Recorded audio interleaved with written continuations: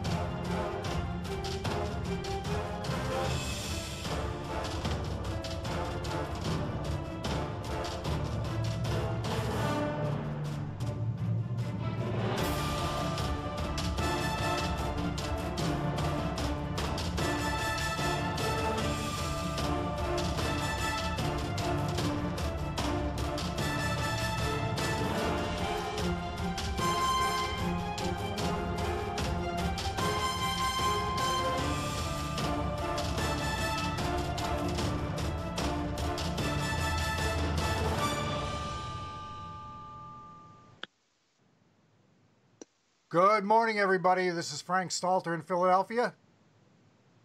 Hey, and this is James Iandoli in Westchester, New York. And this is UFO News Network Sunday, and it is Sunday in Australia, so we're ready to go. We've got Grant Cameron here with us. Thanks for joining us, Grant. Thanks for getting us off to perhaps the best possible start we could ask for. Thank you very much for having me. I really appreciate it. Okay, so let's not waste any time. Let's get right to the questions. Grant, have you figured out who the intelligence insider who first approached Harry Reid and Bob Bigelow about getting the AATIP program started? Do you have an idea who that is just yet? No, that you're talking about the NSA guy? Whoever, the intelligence insider. No, I don't know, but eventually I will figure it out. There's a second interview that people don't know. There's a second interview done with Senator Reid. Hasn't been made public yet, but it may come out in that.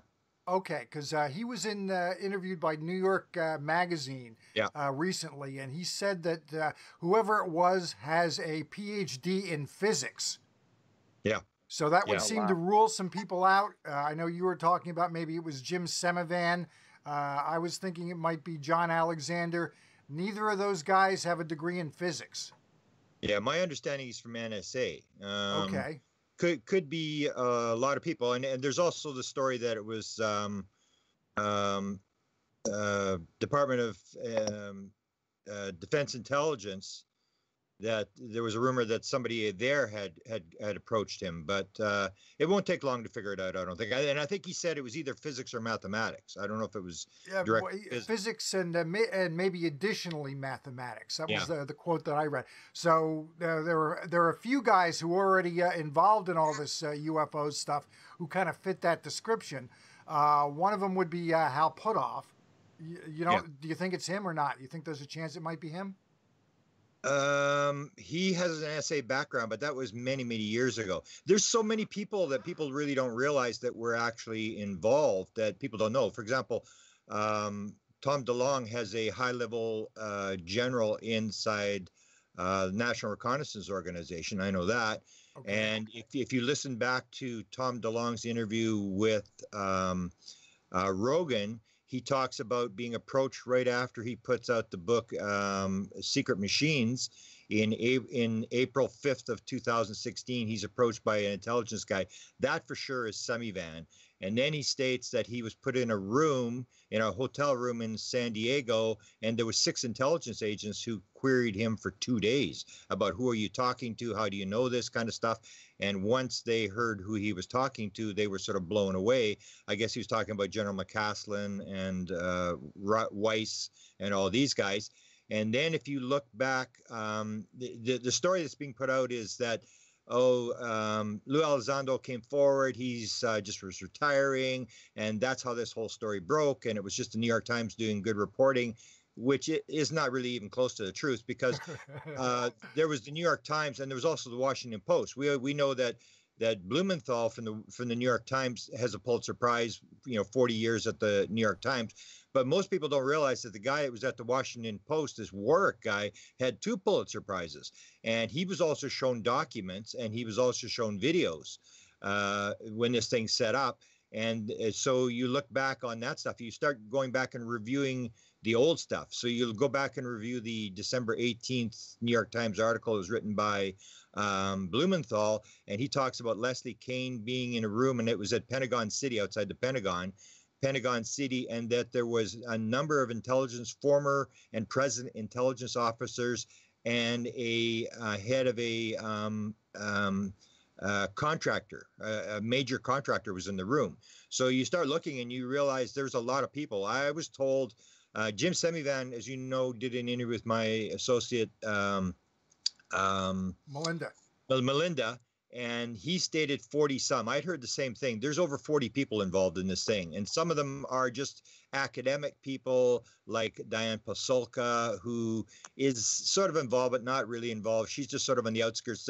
They're asking for advice from various people on various subjects, and so these are academics who really don't want to be public, because what you're seeing now is that a lot of them, you take a lot of flack for being in this subject. So a lot of them want to help, but they don't want their name out there. Right. I'm sure you could ask Gary Nolan about that. He's getting a little bit of heat. Oh, I think he's sort of watching his career go up in flames. And I've had contact with him. I mean, he really didn't want to talk on the record, but I've had contact with him for quite a while, because he has actually now stated that my interpretation of what's going on is 100% accurate. So, and a lot of people think I'm a spokesman for them, but it comes down to this consciousness thing that I've sort of had a contact with these guys, and these guys are way farther ahead than people think they are. It's not, there's a lot of stuff that they're keeping off the record, and you can't blame them, because the way they described it to me was they're trying to get peer-reviewed papers out. And when you're in that world where the predominant view is the materialistic paradigm, where there are no UFOs, this is totally impossible, this is nonsense, it's very dangerous for these people to be trying to get a peer-reviewed paper out to these very, very skeptical scientific people. And so I can't blame them that they want to sort of be off the record and get it out there. They're trying to do sort of valuable work in terms of establishing that there's a reality to the experiencer phenomena, that these people are actually interacting with somebody with some sort of intelligence. But you take a big risk in a world, especially like Nolan supposedly was nominated for the Nobel Prize. Puthoff was nominated twice for the Nobel Prize. So these are guys who are putting a lot at stake when they put their name out there associated with the UFO phenomena. Right. And it takes a while too, that whole getting published process. It doesn't happen in a week or a month. It's not like getting a feature into a magazine. Yeah, and I've seen, I have an idea of some of the stuff that they're doing and that they're going to put out, and it's pretty solid stuff. It's not, because that's what people say to me. I always say, the basic thing you got to watch in this phenomena now is, like there's 4 different aspects to the stars outline. There's the documents, which are going to be basically theoretical papers on propulsion, which really not going to get you really very far. The videos, I say, are a total waste of time. You can watch those videos for the next 70 years, and it's going to tell you something is strange going on, and we probably didn't build it, but it doesn't. That's all it tells you. It doesn't tell you anything. And then you have the metal, which is going to tell you a little bit more, but it still doesn't tell you who's flying the craft and where they're from and what they want. The only thing that I say is critically important, and they've figured this out, is the experiencer. These are the people who are interacting with the phenomena, who claim that they can bring the phenomena in and stuff like that. So they have spent, and I give them credit, they have actually taken this very seriously, and they have set up some actual tests where they can actually verify that this person is an experiencer. And one example I can give you is that they're doing, as you may know, they're doing the DNA stuff. So there's one experiencer who's highly controversial. People say, nah, it's a scam or whatever. Now, he has volunteered his DNA stuff. So you're going to be able to determine whether this marker exists, because apparently every experiencer has this marker that exists. So you can start to do this kind of stuff where it's not anecdotal evidence in terms of this person said this or they talked to the alien or whatever. They've actually got these two markers, and one is supposedly this DNA marker that appears in all highly psychic people and experiencers, and then there's this brain pattern, which is called the antenna. And that's the important part, is that these people are sort of able to interact with this world of consciousness, higher consciousness, whatever we're dealing with here, and that you can actually verify this. This is what I think these peer-reviewed papers will be, is that these people are actually exhibiting something that you can actually put on a piece of paper and you can actually verify, with numbers and equations. And you're referring to the Kit Green Gary Nolan study? Yeah, that's the it was described by Jim Semivan as not really TSSA. It's sort of a separate group and more secret. And okay, wow. And I believe they have a sponsor, and it's them. And John Alexander at one point talked about having a sponsor. So I think he's sort of maybe an advisor to this group. And there's also an engineer with Putoff that's involved. So there's a bunch of people. I've heard one particular tape that leaked out. There are a number of people working on this program with these experiencers, and that's sort of known as this thing with Kit Green, who, you look at the two guys that are involved in this program. Nolan, you've already mentioned, but if you look at Kit Green and Hal Putoff, these two guys may have the longest held top secret SCI security clearance in the country. They've had top secret SCI security clearances since the late 1960s. So these are guys who have been involved in the remote viewing program, and I think they've sort of dragged remote viewing into this sort of thing. They're sort of throwing everything that they can think of at this problem of the experiencers and the information that they may be walking around with in their heads. Yeah, so that makes To the Stars Academy almost like sorry about that. That makes To the Stars Academy almost like the tip of the iceberg.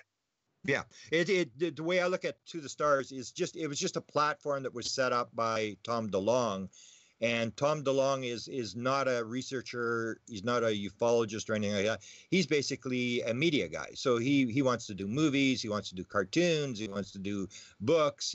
That's his thing. He's selling toys and all this kind of stuff.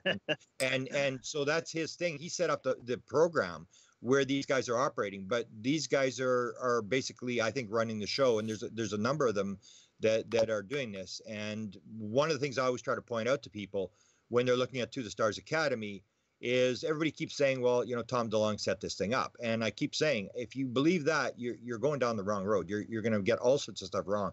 Tom DeLonge did not set this thing up. He started making the queries with this guy from Lockheed, but they set him up. This is exactly Bill Moore of the 1980s, exactly the same thing, where he sort of indicated that he had some input, he had some power, and he made this contact to this one guy at Lockheed. Then that guy invited him to this party that was being held at the Lockheed families in the parking lot. He was asked to introduce the president, and he said, okay, if I get to talk to this guy for 5 minutes. Then he gets invited to Area 51. They send him to Pentagon City outside of Washington for this meeting with these two intelligence guys. They send him to NASA. NASA sends him to Ames.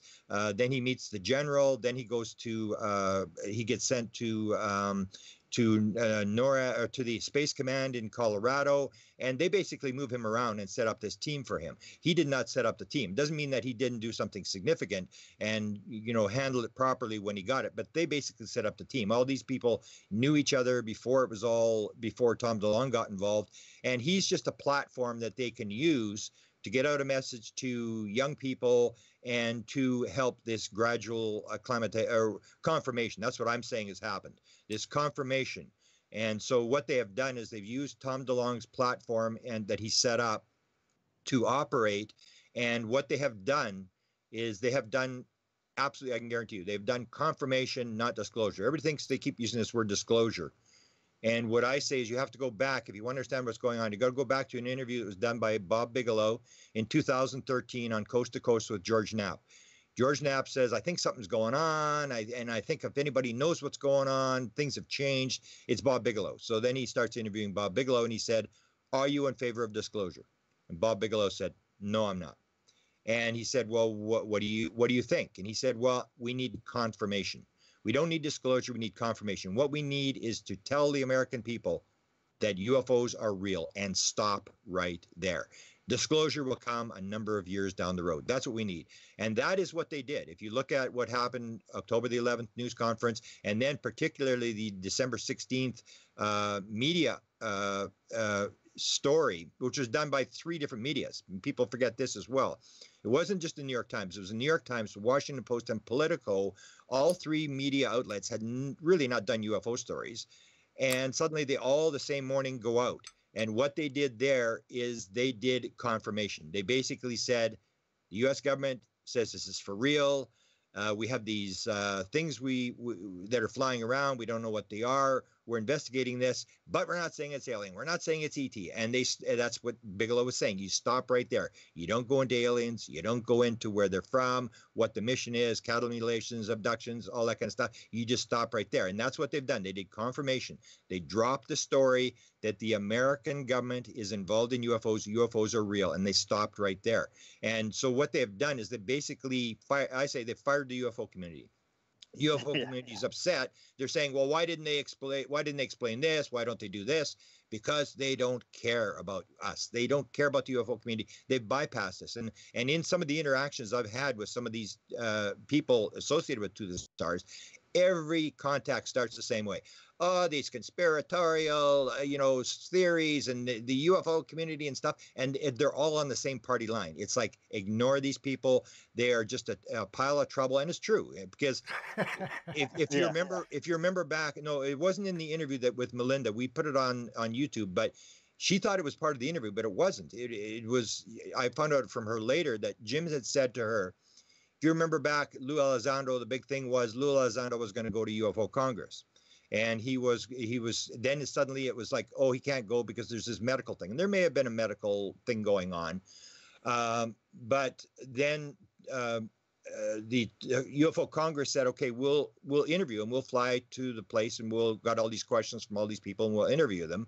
And To the Stars said, no, you send us the question. We'll interview him. And so they got to pick the question. That's what I call, like when I wrote the book, Managing Magic. That's what's managing magic. That's you manage the story. You control the story. You control how it's coming out. You don't let some reporter who may have some vested interest in asking tough questions to ask the question. So Jim Semivan actually told that to Melinda Leslie, that the reason that Lou Elizondo didn't go to UFO Congress is because he was told not to go. And Melinda, if you interview her, she'll tell you who it was that told him not to go. It wasn't Jim Semivan, but it made sense, because what he was told was, if you go to Congress and you open yourself up, you're going to get all sorts of hardball questions about things that maybe we don't want to talk about right now. And when you answer those questions, you're a counterintelligence officer with the Department of Defense. They're not going to believe you anyway. So why go through it? And I know there is this sort of thing that the UFO community is, they're always asking these questions, and we're sort of like, there's every theory in the world, all sorts of crazy theories, and you have to deal with all the crazy stuff. So what you do is you manage the magic. You manage the story. You make it come out the way you want. So you go to the New York Times, you go to the Washington Post, you go to Politico, and you say, we got this story. And all 3 of them did. If you take a look what's happening now, we cannot get any confirmation of this thing. We cannot get any confirmation that there's an AATIP program. We cannot get any confirmation that there's any documents. The Department of Defense has said repeatedly, we did not release any videos. So it's a dead end. But the thing is that Politico, Washington Post, and New York Times ran with the story. They would not have run with the story unless they had 2 independent sources inside the Pentagon who verified this thing was for real. So what they've done is they've gone to the media. They've said, off the record, this thing's for real. So all 3 media run with the story. They put out the videos, and the UFO community can't confirm it. But what you get is, if you look at the story, CNN, Fox, all these people, it's the same thing. They've got the media on a leash. They've got them exactly where they want them, because the story always starts the same. For example, the 3rd video that came out. So you get CNN, Fox. So they write the story. They say, oh, the Defense Department has released another UFO video. And it's not true. But that's the way the story is now being spun, is that the government is doing UFOs and they're releasing these videos. And yet when you try to confirm it as part of a UFO community research effort, you cannot confirm any of it. I mean, John Greenwald, who's the expert 8,000 FOIs, is absolutely stonewalled. He cannot get anything and is very frustrated. Robert Powell has been filing for a couple of years. I had the reporter who did ask the first question of Hillary Clinton, Damon Steer in New Hampshire. He filed right away. I talked to him right when this event happened and said, can you file FOA? He phoned the Defense Department before he filed, and this is back in December, and they said, I'm sorry, sir, we did not release any video. And he said, well, who do I file the FOA with? And they said, sorry, sir, we cannot help you. We don't know. We did not release any video. So that's basically what they've done, is they've managed the story by putting it through reporters who are off the record as to who confirmed this thing to them inside the Pentagon. And now everybody in America, and I bet you with this confirmation, I'll bet you it's 5 to 10% of people in America who have changed their opinion, where they now say, oh yeah, the government's doing UFOs. Yeah, it's for real. They've shifted the opinion of the public, and down the road they may go to the next step of what's actually going on. Well, real quick, Grant, as far as those videos are concerned, the Go Fast and the Gimbal videos, the same voices on there saying, my gosh, there is a readout that, to the best of my knowledge, relates to the infrared setting in nanometers, 1688 on both videos. Do you know whether or not those two videos are from the same incident, the gimbal and the Go Fast? They both are. Yeah, I think they're both the 15th off the East Coast. That was the rumored story. What I think they may have done, and when they first did the news conference, October the 11th. I and other people knew that Nimitz video had already been out in 2007. Right. So when I did one of my updates, I actually played the Nimitz video because I got this Giuliano Marokovic in Europe, who's absolutely knows where every video and audio and everything. He's absolutely fantastic guy. He's good. So he told me where the archives, where to find this thing. So I pulled it and I played it. And what you see is, if you see the video released by To the Stars, like they're saying, oh no, that's one of the things they said was, when is the UFO community going to get to the fact that this thing's for real and quit questioning these videos like a bunch of conspiratorial tinfoil hat guys? And that was the kind of reaction I was getting from them. It's this party line. It's like the UFO community is just a pain that they're hard to deal with, and we don't need to deal with them. We don't need to prove it to them. But when I played the Nimitz video in October on one of my updates, then you played the To the Stars that has that vacuum cleaner thing going in the background. And when Eric Davis was asked about it, he said, well, that was an open mic. The guy left his mic open. But all three videos have that noise in the background. So what we're saying, all three F-18 top fighter pilot guys left their mics open over like 11 years or whatever. And what I think it's like, when I wrote Managing Magic, because I say this has been going on since 1947. They've been doing this. They've been gradually, there are people inside the government who want this story out. So they're gradually leaking this stuff. But what you do is, I call it the high hurdle, is when you've got a legitimate video, how do you get it out? Lou Elizondo doesn't get the videos when he walks out of the, quits in disgust with the Defense Department. They don't give you the videos, the UFO videos, as a goodbye present. How do you get the videos out? How do you get the metal out? Because this stuff is going to be classified, and you have to make a move. So acclimatization means that you release it by altering it. And that's what I believe happened with all the MJ-12 documents and all this kind of stuff. It was the whole thing was for real, but what you do is you alter the document. All you have to do is alter one or two words or something like that. You spin the thing, and then you can say it's a hoax, it's not true. And even Tom DeLonge, if you listen to him, he says he was told that's how it's done. I've said for 20 years this is how it's done. So what you do is you release a piece of material, and then you release the counterintelligence stuff that makes it spin around, so nobody knows what's real. So like in terms of Area 51, you show this stuff to Bob Lazar, and he's got this bad background, but they're releasing it through John Lear. So nobody's going to believe John Lear. John Lear's telling the story. Nobody believes it because it's John Lear telling the story. Then suddenly George Knapp gets involved.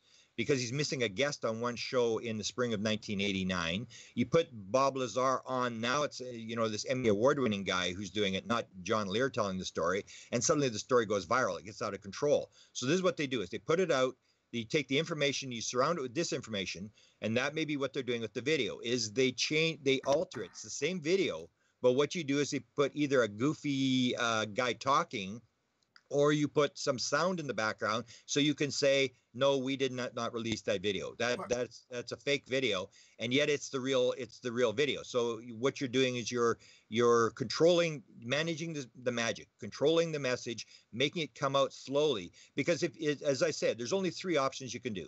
You can disclose, so you stand the president of the United States up and you say this thing's for real, or the head of the CIA. You put out the videos, you show them the craft, the bodies, you have a big news conference. They're not disclosing. No matter what anybody says, they're not disclosing. And they are not covering up. Because if they want to cover up, they'd do what every other country in the world is doing and shut your mouth and quit talking about it, and the story would go away. You don't cover up by saying, having an affair with my wife. So what I'll do is I'll go to my wife and I'll tell her I'm having an affair with Betty, and she won't know I'm having an affair with Mary. I mean, it doesn't make any sense to run around and tell people that you're doing this kind of stuff, because all it does is invite more questions. What they're doing is something in between. They're doing this sort of gradual release, and the way you control the material, the release, is the material isn't clean. So people really don't know. You and I will be fighting, or the example I always show is the one with the Holloman Air Force Base film, which I worked on, Hal Puthoff worked on, Eric Davis worked on. A number of us for many years were very interested because there was a reliable source that said this thing was for real. And that in a 1975 documentary, they put 8 seconds of the video in the documentary. So we were chasing this thing around, and so the original date that was given to Bob Emenegger, one of the producers, was May of 1971. So then Richard Doty has a meeting with Linda Howe in April of '83, and he said, no, it wasn't May of '71, it was April of '64. So now you have, me and Linda telling two different stories, and everybody goes, well, it's a big hoax because there's two different stories, and nobody knows. That's what they do. They sort of spin the story so that the material isn't coming out clean, but they are trying to get the material out, but they're trying to release it slowly so it doesn't get out of control. Because once it gets out of control, you may lose control of the story, and then suddenly you're between a rock and a hard place, and now it's in a situation where you're being asked questions, and suddenly everybody's at the White House demanding the president answer questions about this and that. So that's what I believe they're doing. They're doing this gradual disclosure thing, trying to manage the magic, trying to slowly release this story and tell the American people what's going on. Why do you think that the White House press corps gave up on asking about this? Because remember, they did at the one press conference. The one fellow, Jordan, I believe his name was. Yeah, he asked it first, and then there was no follow-up at all. And I thought, just on principle, they'd follow up on something like that, and they didn't. Yeah, that's there's actually was 3. It started May the 10th of 2016 when Hillary was running around saying she was going to disclose, and the New York Times did their first sort of straight up piece on May the 10th. On the 11th, that's when the first 2 reporters stepped up and said, oh, Hillary's going to disclose. Is Obama going to beat him to the punch? I mean, is Obama going to disclose before Hillary gets into office? And that's when the press secretary said, I don't have a tab in my briefing book for that. And that was true. I mean, he hadn't been briefed on it, so that's how he sort of walked around it. And then on the 16th, this April Ryan, April 16th, 2016, she asked the question, what about Roswell? Is Roswell classified? And then he starts to take a drink of water, and she says, look, you're doing the dance. You're trying to avoid me. You're trying to figure out what you're going to say, and you're not going to get away with it. And then the press secretary says, well, April, you just keep trying. And then Fabian asked the question this year, and the press secretary says to him, walks around it by saying, I haven't talked to the president about that yet, but I'll ask him and get back to you. And Fabian releases that later after the news conference, he went to Sarah Sanders and she said, we knew that question might be coming, that there was a possibility, but we didn't think anybody would ask the question. So she actually confirmed it. So I contacted Fabian back a couple of times and said, did she get back to you? Because that's what she said. I'll talk to the president and get back to you. And the reason I think that the White House is not doing it is because I always maintain that the president is the Wizard of Oz. The president is the guy running the cover-up. And plausible deniability, for every reason in the world, you've got to keep the president out of it. Because if everybody realizes the president of the United States is running the cover-up, it's over. I mean, like you say, everybody descends on the White House. So you have this thing that the president's an idiot. He doesn't know about Russia. He doesn't know about Iran-Contra. He doesn't know about Whitewater. He doesn't know about Monica Lewinsky. He doesn't know about UFOs. He only knows about good stories, things that happen good. That the president knows that. Anything that's bad, the president, you have this plausible deniability where you sort of protect the president. So what they're doing is they're protecting the president. What happens in the White House press corps was described by Deborah Orrin. And Deborah Orrin was a conservative. She wrote for the New York Post, was really against Clinton, was part of the breaking of the Monica Lewinsky story, hated the Clintons. And so in 1997, most people don't realize there's almost never a question at the White House press corps. So there was 1997, and then not until Hillary event in 2016, there was another question asked in the White House press corps. So Deborah Orrin tells the story that when Hubble came out in 1997 with his book Friends in High Places, he says, Bill sent me out to find out who killed JFK and are there UFOs. So she asked the question the day after the book was released, did Bill Clinton send Webster Hubble out to look for if there was UFOs?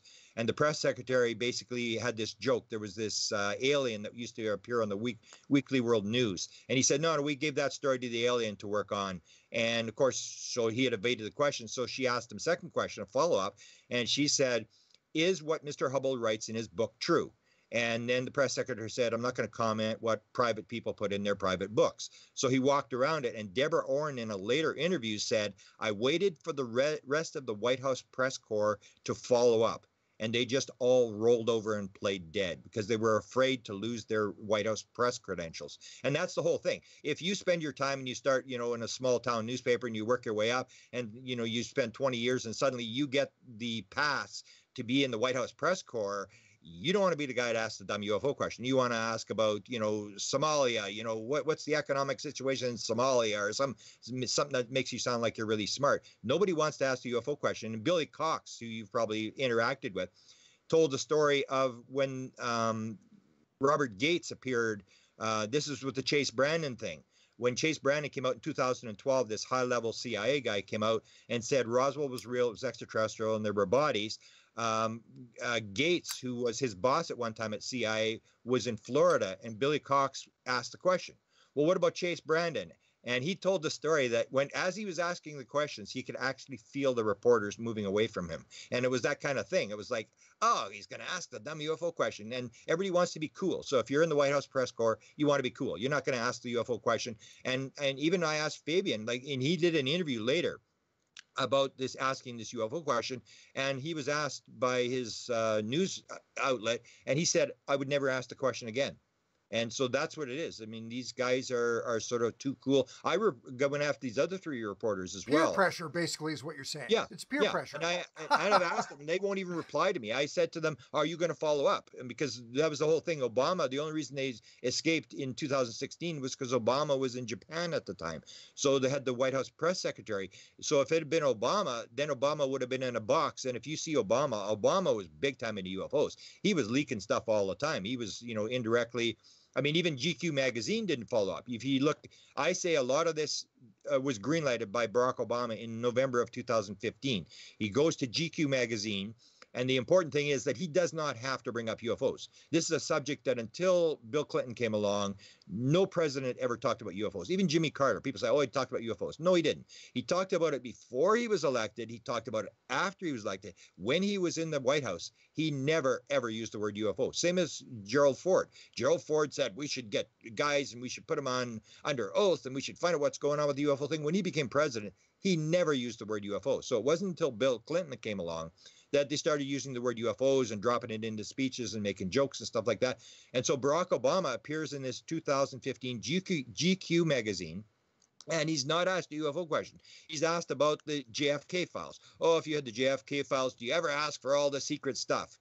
And Barack Obama starts in on UFOs. He said, everybody always asks me about UFOs and Roswell and aliens.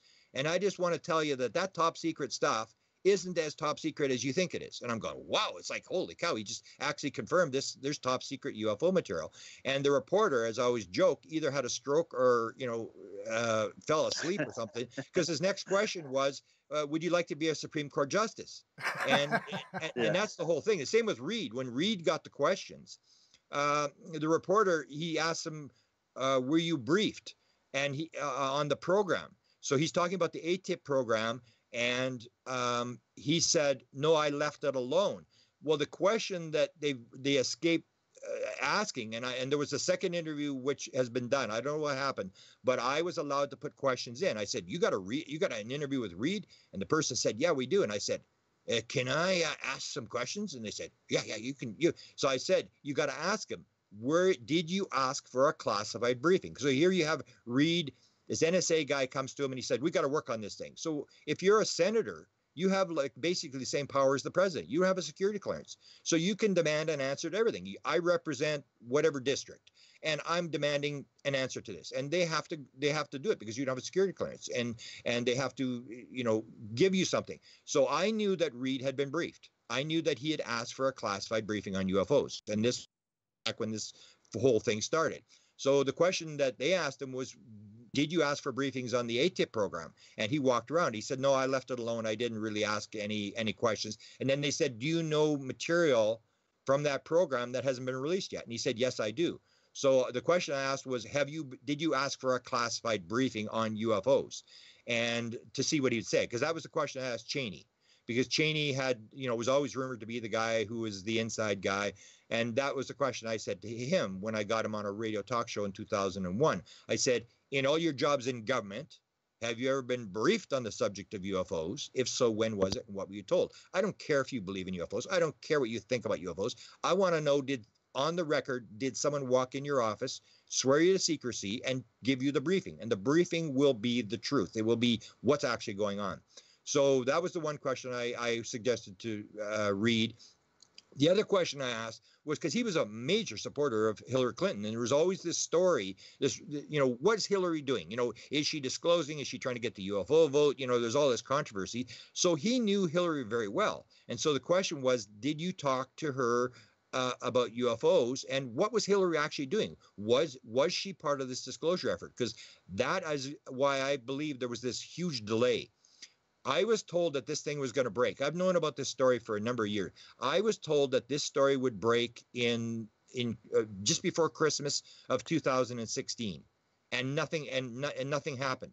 So and that was because Hillary lost the election. So when Hillary lost the election, I contacted the main source that I had, and I said, so what happens now?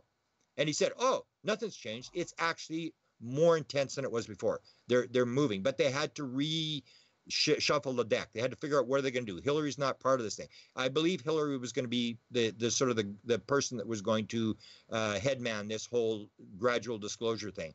But when she got knocked out, that's why nothing happened from Christmas of 2016 until a news conference in October of 2017. And if you remember, people were saying, oh, this is a big scam. This guy, he's full of it. He's just making this stuff up. And it was he was taking a lot of flack, because he didn't have any control over this thing. And that was the whole thing. It wasn't Tom DeLonge. It was these people behind Tom DeLonge who were reshuffling the deck. They had to make these generals disappear. McCaslin and McKay and Robert Weiss had been exposed in the WikiLeaks thing. So they had to make these guys, and these guys are still around. No matter what anybody says, these people are still around. They have not left. They just had to move them out of the scene. It was like, so they just sort of leaked this story. Well, these guys were sort of exposed. Now they're really not involved. I mean, these guys, this McCaslin guy is, according to DeLonge, he set up the whole team. He's the main guy. And if you look at the WikiLeaks thing, there's actually a memo in there where he's telling the White House what to do. You do this, you do that. You've got to drag in NASA. He's basically wrote a memo on how to do this sort of thing. So these guys are still around, and that's why there was this huge delay, is they had to reshuffle the deck and figure out what they were going to do. And Semivan has sort of confirmed that to us, that a lot of this stuff is very well planned. And when they made the mistake with this balloon thing, which I discovered very early on, that they had made this mistake with the balloon thing, and I went to Eric Davis, and he was furious when I brought up the balloon thing. I said, what's with this this balloon thing, and he really didn't know when I first asked him about it. And so Semivan said they're learning from what they're doing. And I believe, like when I asked Melinda Leslie, I believe a lot of these guys are legitimate guys who are trying to get out the story. Most of these guys are experiencers. Jim Semivan's an experiencer. Gary Nolan's an experiencer. According to Jack Sarfati, who's an experiencer, Hal Puthoff told him a story that indicated he might be an experiencer. So most of these guys are guys who are they're interested like you and I. They're down the rabbit hole. They're trying to figure this thing out. And they have made this move to move the football down the field. So, so when you get Semivan describing this to Melinda, I said to Melinda, because Melinda can be very conspiratorial and doesn't really believe what the government's, because she's been involved in all this really dirty Millabs type stuff. So I said to her, my first question after, because I knew the interview was happening, I knew long before, and we can't really go into who set up the interview. It was very interesting who set up the interview. But I said to Melinda, my first question is, okay, so Melinda, you had a meeting with him, because I knew about Semivan since middle of 2015, and everybody that deals with Semivan says he's the greatest guy. He's absolutely down to earth. He's honest, all this kind of stuff. So I said to her, okay, so you met with a guy. You have, you've always had this thing that, the government is up to no good or whatever. They're doing this kind of stuff. So what do you think? Good guy or bad guy? And that's when she made this famous comment. She said, I'll tell you what, Grant, I didn't drink the Kool-Aid, but I had a sip.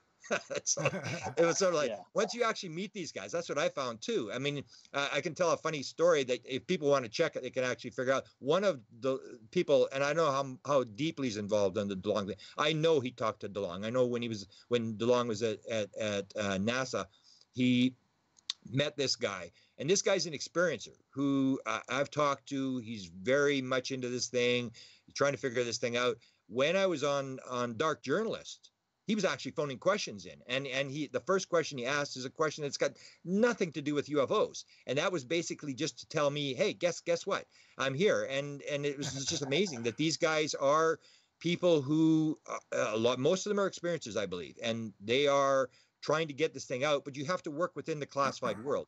You have to protect your security clearance, and they're doing it according to the law, which is one of the questions I asked Melinda, which she really didn't get an answer to. My main question to Semivan is this thing legal and constitutional?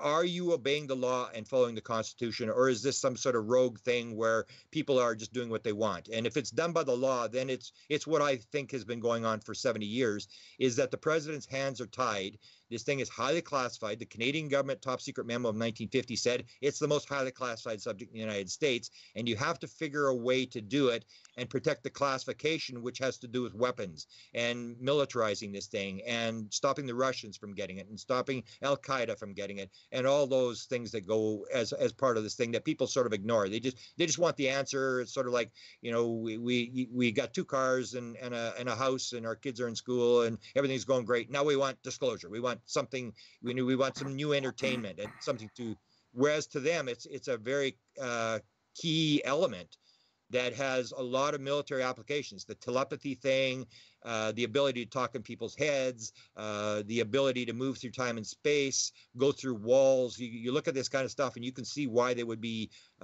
covering this stuff up. Doubling back to the original fellow who had contacted Reed and Bigelow, another guy who fits that description with the degree in the doctorate in physics and a long-time interest in UFOs is Ron Pandolfi. Now, is the criticisms he's laid at Puthoff and the criticisms of TTS, is that just a smokescreen, or is that legitimate? Oh, it's absolutely a smokescreen. You got to realize all these people, if you look at the To the Stars thing, it's all retired guys. So you got Lou Elizondo, the day after he retires, he's suddenly there, and it was like, oh no, he retired and he was going to retire anyway. And then you listen to Tom DeLonge and he said, I hired him away. And he actually referred to him earlier on as Mr. L. He knew him long before he retired. And so you have these guys are retired, and you got to remember Pandolfi is the only active guy. He's the only guy that, what I refer to him as, he's the guy that has the keys. He is the guy that, in terms of describing briefings, that when a senator comes up, and I saw an actual thing where Pandolfi's talking about this, where he said when he's asked, when senators come up and say, okay, I want to know about UFOs. He says to him, okay, here's the deal. I have the keys. I can show you where it is, and you go find it. It doesn't mean that I'm going to sit down and tell you what's going on. People have, and I didn't realize it. He said people have a misunderstanding about what a briefing is, that you're told where the material is, and you take the responsibility and you go, and there may be ramifications once you get this material, once you go and look up this material, or you can just let me hold the keys. And he said most people will just let me hold the keys. So he's a guy who knows the whole thing. For example, I'll give you an example. When I knew about Jim Semivan back, I first heard about him at least in summer of 2015. And I knew he was this high-level super guy who was an experiencer, had the beings in his room. I knew the whole story and how he had interacted with a lot of very high-level people and were telling him this thing was true and that the president might have been abducted and all these kind of things, that this is a high-level guy. So when I brought it up with Pandolfi's spokesman is this Dan Smith. And Dan Smith is the same thing as leaking the story to John Lear. It's like, oh, Dan Smith, how you don't listen to Dan Smith? The guy's crazy. He's talking about the end of the world. He's into philosophy. Yeah. And that's what you do because you want to cover the story. So what you do is you release it to a source that nobody's really going to 100% believe. Again, if you wanted to release it, you'd put it with the president of the United States. You could do it. So you're not going to do it. You're going to put it through these people who people sort of question. So Dan Smith is sort of his spokesman. And I remember when I first brought up Tom DeLonge, Dan Smith didn't know who he was. And I said, Dan, you don't know who Tom DeLonge is? I said, you claim you're at the center of the tornado here with what's going on, and you've got this. He does have the highest level source, and you don't know who Tom DeLonge is. And so we got going, and then I brought up the Jim Semivan thing, and I said, oh, this is Jim Semivan guy, and okay, he's high level CIA. 25 years, started the same year as Ron Pandolfi, and what does Ron say about him? And he said, who's Jim Semivan? I said, come on, he's like this super high level CIA guy. And he said, no, I've never heard of him. I said, well, ask Ron about him. And he said, well, I never ask Ron questions. I just listen. And the way he said it works is I sit there and I listen. And for 27 years, Ron will say something. He'll only say it one time. And either you're listening or you're not listening. And he'll never repeat it. And if anybody asks him, he'll deny it. So Dan Smith said, everything he said to me for 27 years, anybody ask him, Ron will say, no, Dan Smith made it up. It's plausible deniability. It's the same thing as the president.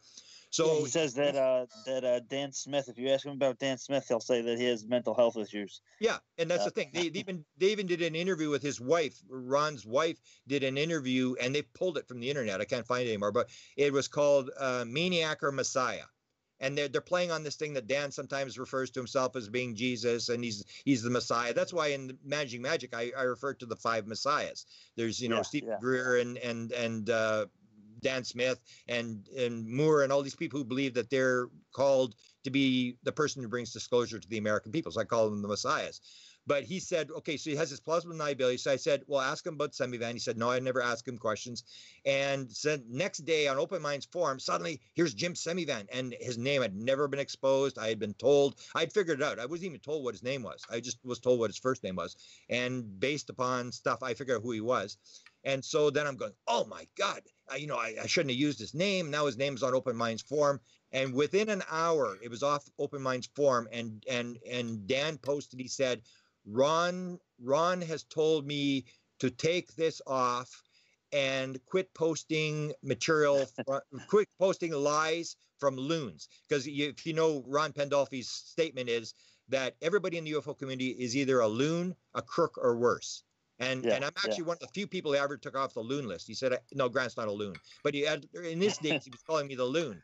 And so I went, oh, great. Because he took off Semivan's name. So then when I went back and I was talking to him again, and he said, well, no, he said Semivan doesn't exist. And I said, well, Semivan does exist, Dan. Let me tell you, he exists. No, he doesn't. And it went on. And then he actually made me, he wrote me and he said, I think you should quit using his name. I don't think it's proper. He does not exist. That's not true. You should stop using his name. And I said, well, do you want to see a photo of him? So I started sending photos, and then suddenly it changed. It was like, oh yeah, and both Kevin Elber, who he's doing projects for Ron. In fact, there was an event that happened yesterday, which remind me if I forget, an event that happened yesterday with Kevin Elber, who was working with Ron. He's from LA, sort of a producer from LA, and Dan, and they both started saying that Ron had said, oh yeah, Jim Semivan does exist, but that's not his name. And I remember arguing with Kevin Albert. I said, well, unless everybody in his family changed their name on Facebook, you go to Semivan's Facebook page and he's got like 50 Semivans on there. I don't think everybody changed their name. That is his name. And there's still now, I think they've actually sort of now admitted that he exists. But there was this deal. It's like, and when we asked Semivan about it, that was one of the questions I had for Melinda, and she asked Semivan about it. What about Ron? Because Ron's calling you guys a bunch of crooks and this is all a scam and whatever. And he said he has to distance himself. That was what Semivan said. Yeah, it makes sense. He has to distance. He can't be part of it.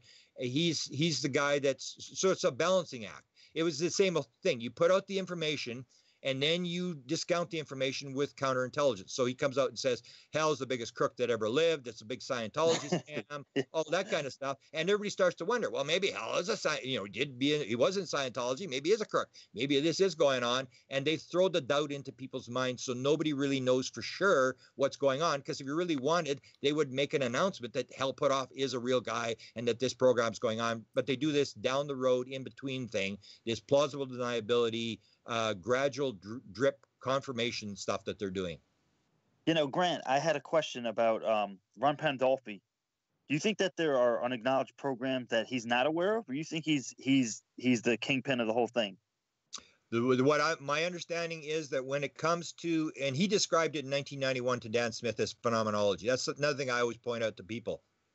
Because most people still want to look at this as nuts and bolts, little aliens flying around in tin cans, and they got a free energy motor, and if we can get the motor out, we can drive our SUV for free and all this kind of stuff. Yeah. And what people don't realize is that Ron stated already in 1991 that it was called phenomenology, that we have a phenomenology problem. So what it is, it's not just UFOs, it's remote viewing, because Ron Pandolfi was the guy that shut the remote viewing program down in 1995 and moved it to the NSA. So he's basically like Blue Book. You take Blue Book off the white world and you put it into the black world in 1969. You take the remote viewing program because it was starting to leak.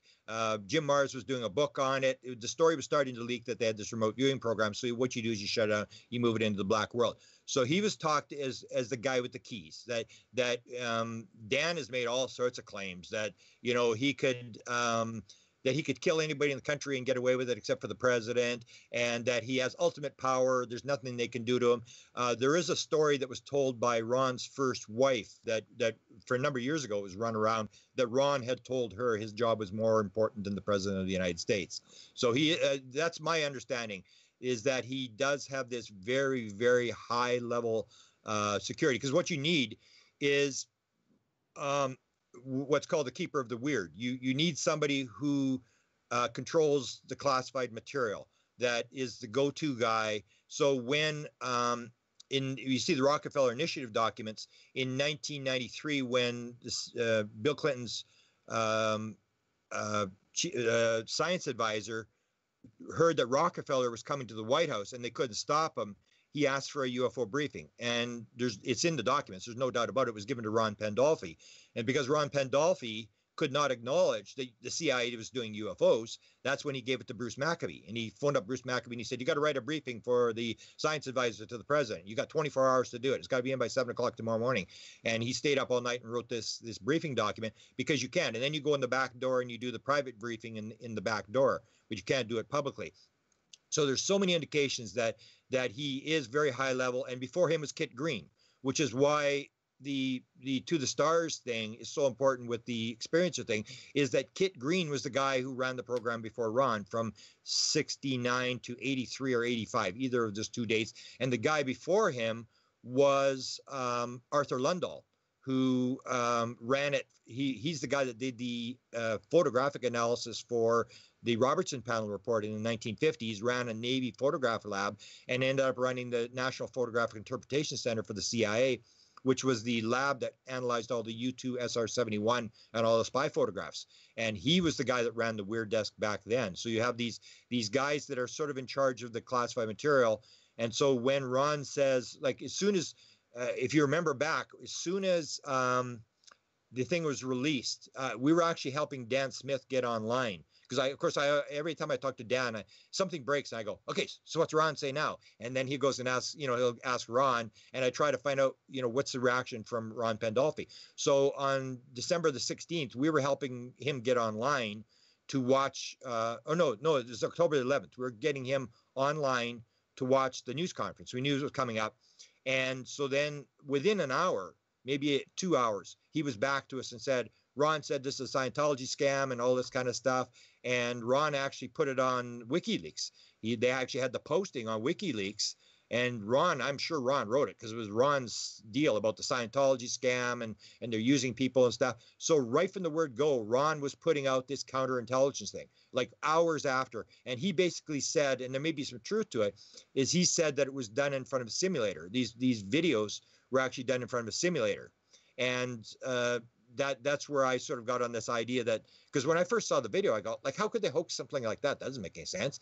And then when he brought up the simulator thing, and I'm thinking, oh, maybe it's the same thing as the MJ-12 document. Maybe they're releasing something that is pretty true, but it's not 100% true, and they can do the plausible deniability thing and say it's a hoax.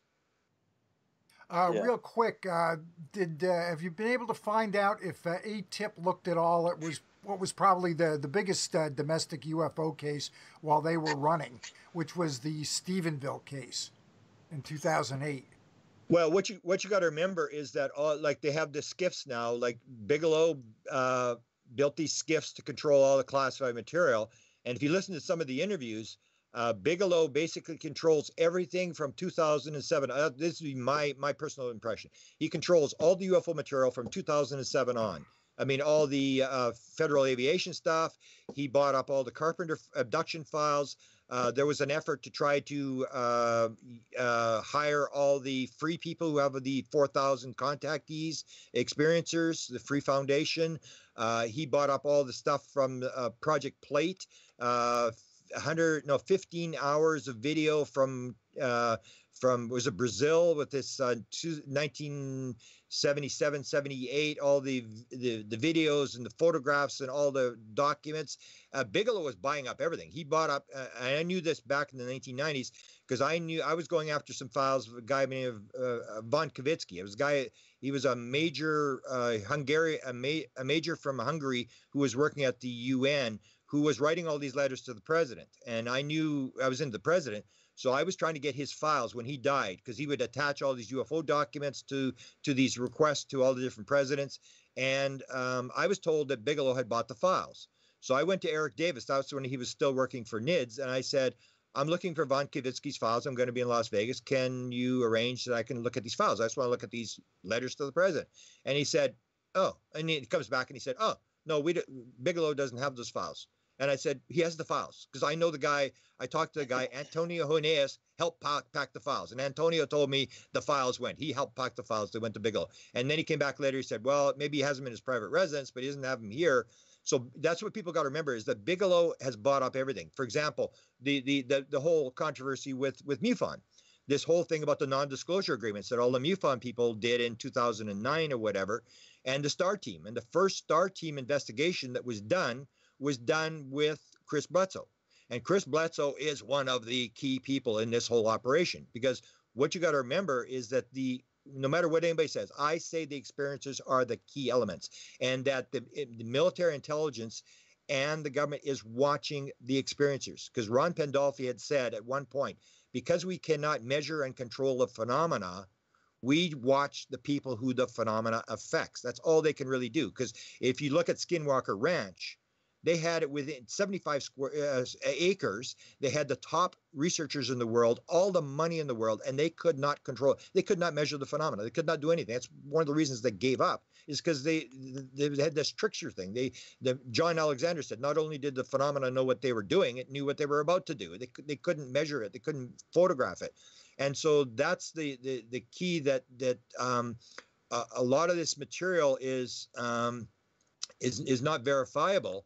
And so that's why they spend so much time, and why Bigelow is interested in experiencers. He funded the abduction research thing in the 1990s that was done, the Roper poll. You take a look at what Bob Bigelow has done. and he's put a lot of money in this thing. And he basically, I say he's like the guy on Contact, the movie Contact. He's like this super rich guy in the background who knows everything, who has all this material. And and I'm not, give me the question again, because it relates to. Oh, okay. Yeah, it was about the Stephenville case. Did they look at that at all? Because the videos that they're releasing, these are incidents that are occurring over the ocean, off the coast. There's no mention whatsoever about anything that's happening over land in the United States. And that was the #1 case during the time that they were running. Yeah, see, he was buying up all the private stuff from UFO stuff. The stuff with the AATIP, as they pointed out, is just military. So they didn't look at any pilot sightings, anything. They were getting it through mostly Navy stuff. So that's where the AATIP program, and that's where you look at where I say that people are sort of making a mistake when you only look at one little thing and you sort of buy one version of the story, like the New York Times is the only story, and they broke the story, and it's not true. If you look at the Washington Post story written by this Warwick guy, he said he was told there was a number of programs. And so you got to remember, he's a guy who won 2 Pulitzer Prizes, national security investigator for the Washington Post, gets 2 independent confirmations, at least from inside the Pentagon, and is told there are other programs. So the AATIP program is just, it looks like interactions with U.S. Navy equipment, and there would be all these other programs. So there would be a program, I don't care what anybody says, they're watching everything. And there's some other program, because the Warwick, I think, mentioned the fact that there was CIA program that was going on. And I know I talked to Angela Joyner, and it's like, I don't know whether I sort of had a lucid moment or whatever, but I remember Angela Joyner telling me, and she's the one that broke the story. Sure. She was telling me she had to come across another story in Oregon, and that she had been contacted by Bigelow's people, and that, because you remember he had these 46 investigators. So these 46 investigators are different than AATIP. These are private investigators that were working, like when the STAR team was shut down, when he sort of broke off of the STAR team. He had these 46 investigators, and they were looking at all sorts of stuff. And Angela said, no, he didn't ever contact me. I'm thinking, wow, I remember this thing about some event in Oregon where Bigelow's people were going in there, these high-level private investigators that he hired and people like that. And I talked to Michael Lee Hill as well. And Michael Lee Hill his claim is that his father is Eric Clapton. He's an experiencer who had these experiences, UFO experiences over Lake Erie. He's into the Anunnaki. Claims he was contacted by the NSA, this guy inside the NSA. And I did an interview with him, which I put on my White House UFO YouTube channel, where he talks about being contacted by Bigelow's people, and that they were telling him stuff about the inside stuff. So that's what you got to remember in this whole thing with different sightings, is that the amount of material that Bigelow has, when I heard what he had from this Brazil thing, I mean, it was like thousands of pages and all the videos and all. I mean, he's basically got probably 1,000 times more material than people know. They just think he's got a couple of documents. This guy has been collecting UFO material for many, many years. You got to remember, when he had the NIDS program, he had the top guys. It was all these Avery guys like Kit Green, and there was a story that Pandolfi was. I'm not sure if Pandolfi was involved, but Kit Green and Jacques Vallée, he had the top people who he was picking their brains. He was bringing them in for a couple-day conferences 6 times a year into Las Vegas, and they were going through all this stuff. They did all the cattle mutilation stuff. He had unlimited amounts of money. And so anything that is of any importance in the UFO field, I can guarantee you that Bob Bigelow has spent a lot of money trying to get the actual data from those cases. Now, what do you think he plans to do with all that data? Well, to him, if you listen to the 2013 interview, he said, and companies get it, and it will be proprietary, and that's the way it should be, because they spent money. So basically, you have a situation where you have the government wants Bigelow. Is if you go back to, there's a statement made by Stephen Greer back in the days of Clinton, where he claims he got this briefing thing to Bill, and that this friend of Bill comes back and he said the president can't do it. He's going to end up like JFK. He can't do it, but you can. And so people got to remember this, is that what the government, I believe, is trying to do is they're trying to distance themselves from the disclosure.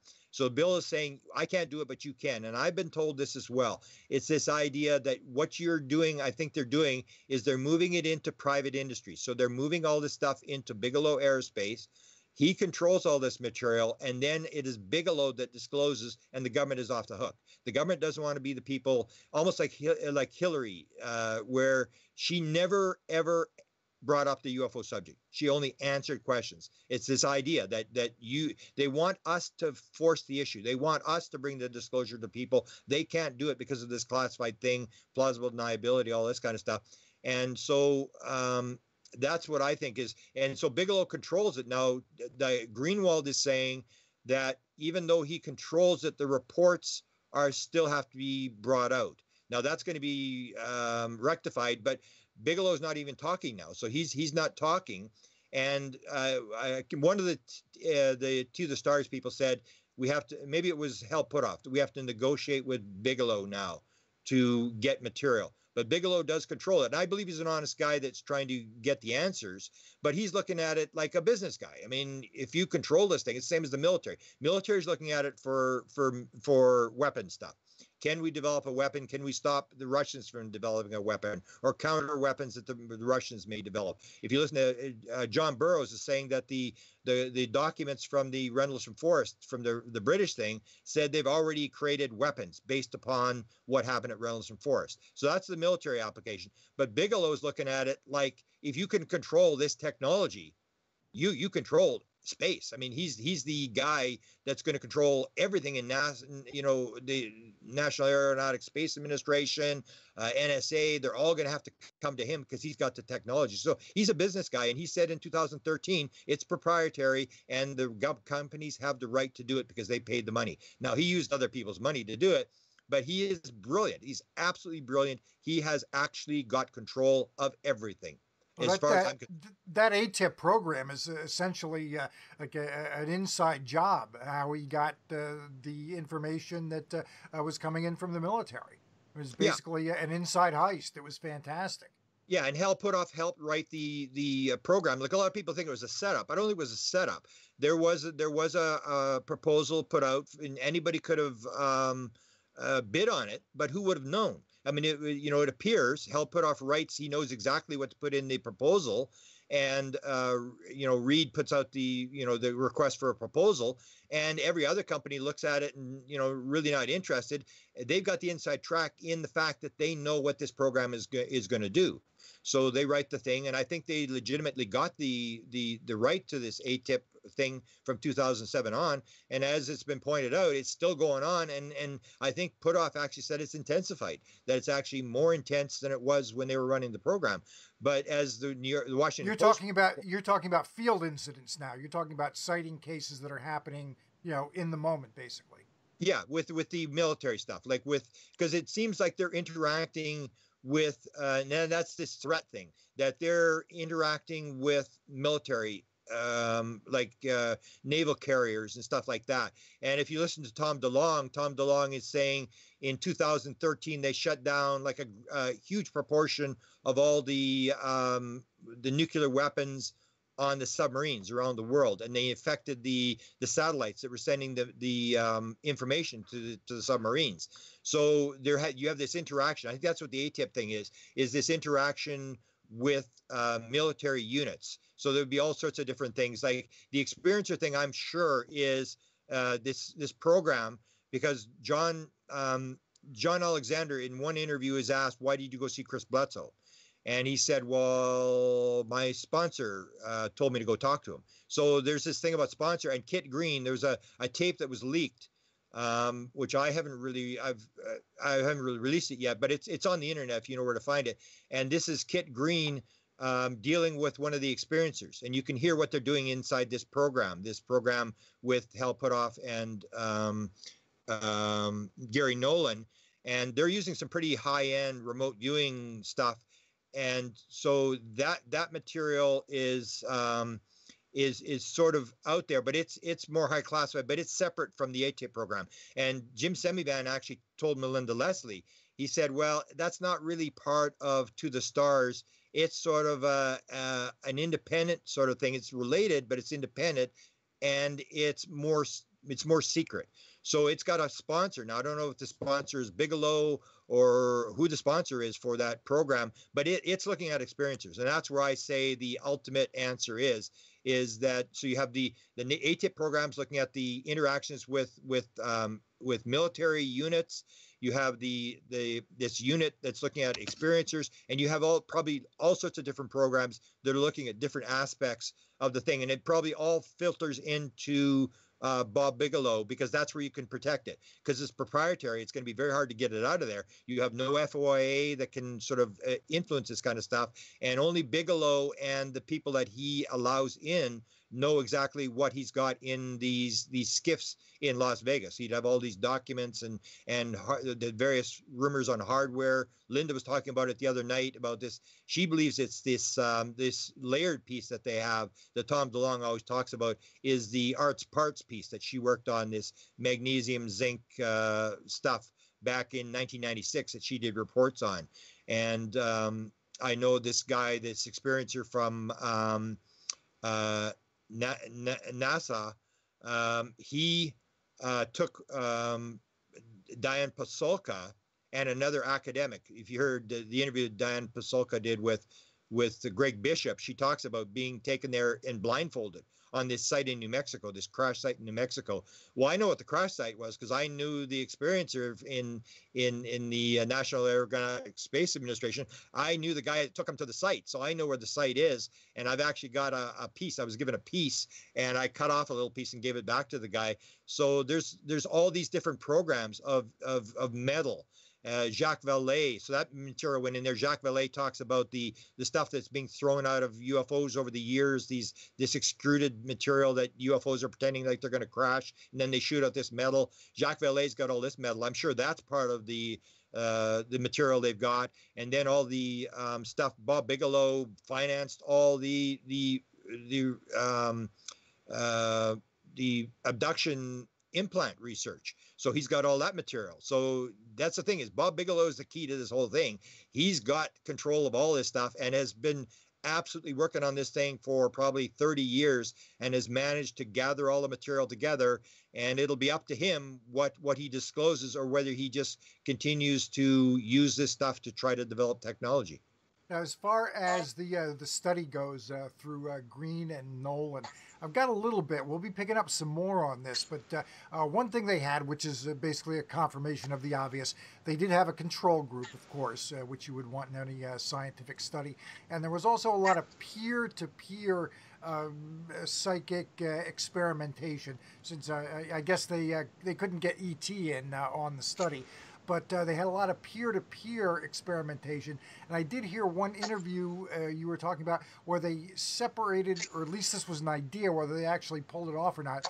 They actually separated two of the experiencers by some significant geographical distance and put them both in MRIs. And they were trying this experiment while they were in MRI machines. Do I remember that correctly?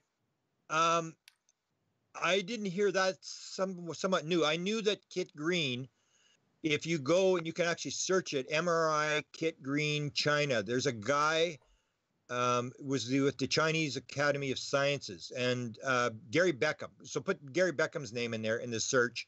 MRI and National Chinese Academy of Sciences, and it'll pop up an experiment that actually Gary Beckham set up this. So Kit Green was trying to run this already in 2008. And Beckham said that Kit Green never really talked to him after he put this article public. And it talked about two psychics. So it wasn't talking about experience. It was talking about two like remote viewing psychics in the MRI. One would be in China, one would be in the United States. And what they're looking at is this non-local thing. So when they send the target from one to the other, and they have them in the MRIs, is it an instantaneous transfer of information?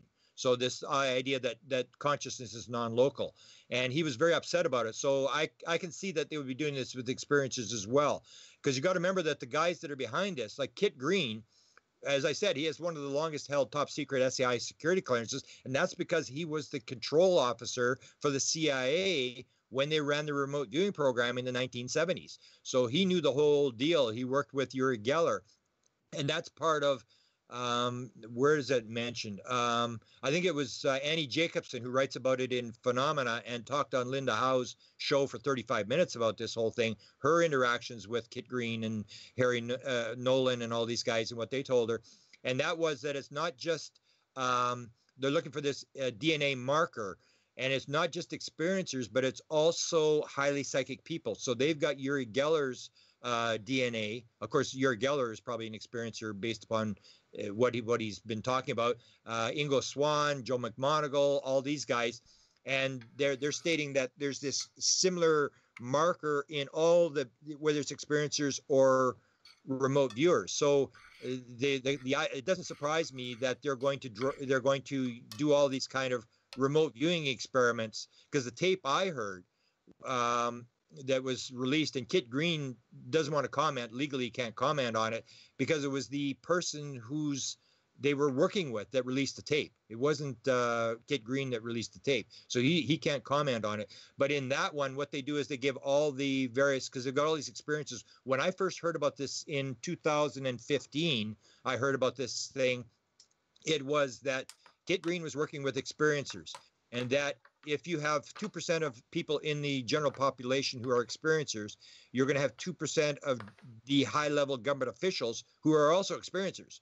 So you may have the vice president or the president come and say, you know, last night I had this dream and I was on this spacecraft on a thing and there was these gray aliens and stuff. And when that happens, they send, this is what I was told in 2015, they send you to Kit Green. And Kit Green is working on a contract to the CIA. And he's, you know, a physiologist. He's an expert on MRIs. He's an expert on brains and stuff.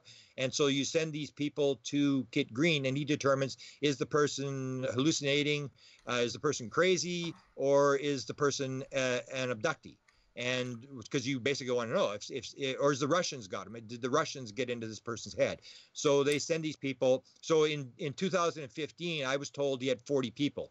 Now the latest interview that Tom DeLonge did with Joe Rogan said there's a couple hundred. So looking at these people who have been injured, but also very highly psychic people. And in this tape that was released by one of the people that was in the experiment, what they did is they gave people target numbers. So there was 001, 002, and whatever. And then they would take remote viewers. And according to what I was told, the remote viewer the two remote viewers they were using were up to 90% accurate on the material that they could verify, 95% accurate. So what they would do is they take the remote viewer and they would give them the target number of the experiencer, and they'd say, okay, tell us about this person. And then they would describe the person, and they would verify how much of that material, and then they would say, okay, so who are they interacting with? And on the one tape, I don't know if you've heard this tape, on the one tape, they're talking about this portal. They're dealing with this alien species, and there's a portal off the coast of California and stuff. Just really fascinating stuff. And it's Kit Green running this experiment. So they're on the sort of the leading edge of trying to use remote viewers to try to get material out of this. And that's what I said to people, is that the experiencers are the key things. That if you look at the free information, 42% of all experiencers say they have mathematical, technical, or scientific material that's downloaded into their head that they didn't get in school, or that 40% of all experiencers say at one point during their experience they knew the answer to everything in the universe. That to me is like, why would you not talk to these people? You can put them through lie detectors, do whatever you got to do, but talk to these people. These people may have the answer in their heads and they're walking around. So they're sort of on the leading edge, and a lot of that stuff, they're just experimenting. And I feel sorry for them because they're trying to stay inside the scientific world where this stuff is all frowned upon, and they've got these people that may have answers in their head, and they're trying to figure out what's going on. And it all comes down to what I call the antenna. And I gave a lecture, which I guess Nolan saw, and Nolan made this comment that when it comes to UFOs and ETs, I'm dead on the mark. And I think what he's referring to, I'm not 100% sure, is this idea of the antenna, that they say that all experiencers have a brain pattern that they refer to, and this is Annie Jacobson says this publicly in her interviews with them, it's called the antenna, that experiencers are in touch they are able to tap into whatever this phenomena is. And so that's why you have people like Chris Bledsoe, who has very, very high level people in all sorts of government agencies following him, because he has a very high level of contact. And they're basically, it's the idea, you cannot control the phenomena, you cannot measure it, so you watch the people that the phenomena is interacting with. How do they actually interact? And that's why John Alexander showed up to talk to Chris Bledsoe. And so when John Alexander is with Chris Bledsoe, and John Alexander actually describes it as being one of the most fascinating things he'd ever seen, they're standing on the Cape Fear River where the abduction experience happened in 2007 with 5 witnesses, 14 UFOs, 5 different types of aliens. And he's describing what happened and wherever he was and what happened. And then suddenly Chris says to John, he said, "They're here. They're here." And John says, "Well, how do you know they're here?" I just know. They're here. They're here. They're around." And then a couple seconds later, boom, this UFO appears over their head and goes flying off, and John is just blown away. And that's the whole thing, is that these people, Chris described it to me as once you're inside the craft and you become one with the craft is alive, you become one with the craft, then you vibrate like the craft. So when the craft is in the area, you can pick up the vibration of the craft. And that's the kind of stuff where it's the leading edge stuff, where you watch the experiencers, and it's this idea of the antenna, that you can actually, these people are antennas. So I would describe people like, if you've ever talked to Joe Burks, he was sort of one of the lead people with Stephen Greer when he first started. And Joe Burks talks about this Russian guy. He's running the California sort of group. They're doing the CE5 protocols. And so it's sort of working, it's sort of not working. And suddenly this guy appears from Russia. And he said, as soon as this guy appeared, boom, they started having contact all the time. And this is this idea of the antenna, or the Project Rama, or the Mission Rama group, which I've talked about endlessly for the last year. The best story I've seen in 42 years. We're going to get to that. We're going to get to that. Yeah, they actually have their people. They actually call them antennas, and so when I was fascinated when I heard that the To the Stars, this group was calling this thing antennas, and these people actually refer to the people who are interacting with the beings, and they can actually tell you when the craft will appear to the minute. So when I had my first experience with this Mission Rama, when they said 9:33 and suddenly this thing appeared over my head at 9:33, let me tell you, I was amazed. I was like, wow, these antennas are really, really good. And it's the same idea. It's like they're able, whatever brain pattern they have, they're able to tap into whatever this phenomena is. Okay, you're breaking up a little bit, Grant. I don't know what's going on, but you're breaking up a little bit. Just to jump in really quick with a quick question for you. One thing that's not coming, it's from as far as I know, from the contactees is any kind of a threat. This isn't a threatening thing. Yet when Elizondo or Mellon get on TV, they are raising that. They're waving the threat flag. So obviously that's a strategy. Can you kind of give us some insight into what the thinking is there? Hello? Hello, Grant? Yeah, you're breaking up as well. I can't hear you. Yeah. You're breaking up. Yeah, we are breaking up. We are breaking up here. Let's do this. Let's end this, and let's end the call. Now, you want to keep going then, Grant? Hello? Yeah, call me back. Okay, yeah, let's wrap it up, and let's call you back. Okay.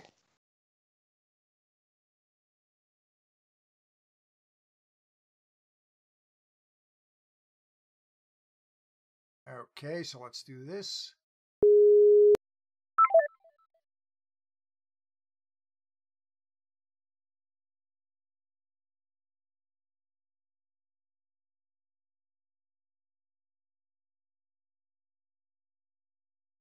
Yep.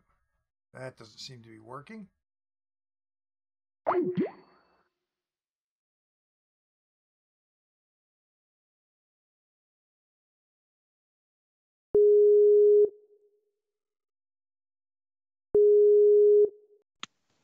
Hello? James. Yeah. Okay. I think we have lost Grant. Uh-oh. They got him. I think we have. Grant, you picking up? I don't think so. Let's try Yeah, it's this. weird. Yeah, let's try this one more time. I'm going to hang up again. We'll give it a minute. And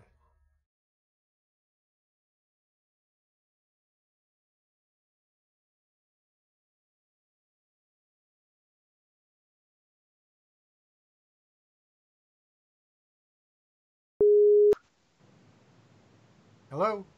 Hello, Frank? Yep, I'm still here and we're not getting Grant.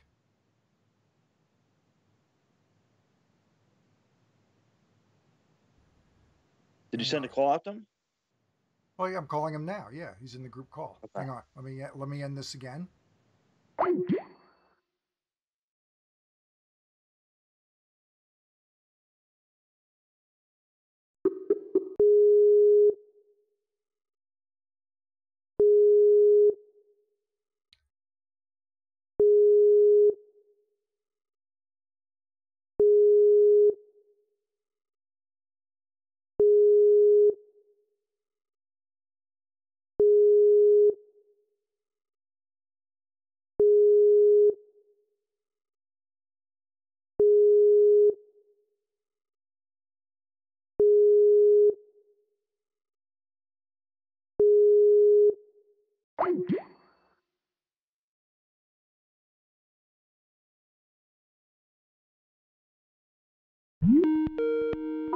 Oh, Grant. Hello?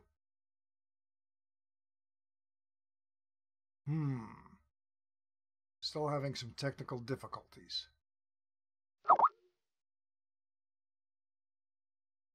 Oh, Grant, I cannot hear you again.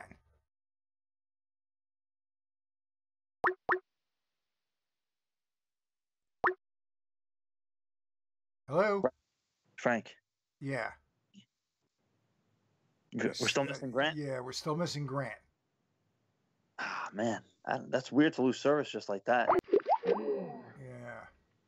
Hang on here. Okay, so we got this. Nope. Let me try Grant one more time. All right. You're still on the line, right? Yeah. Okay.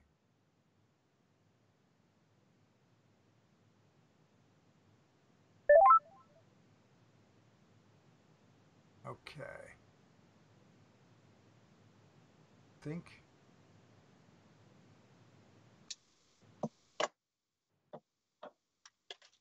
Nope. Let me end this call.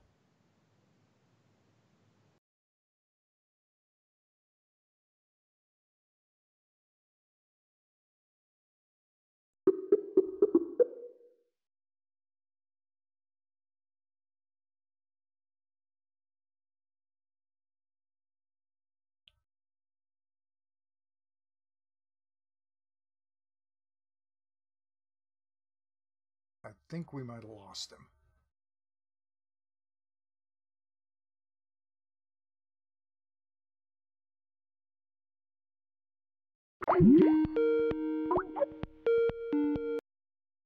Grant? Hello, Grant. I cannot hear you. I've had James in just fine, so I'm not sure what the problem is. But I can't hear you at all. I'm not sure if you can hear me or not.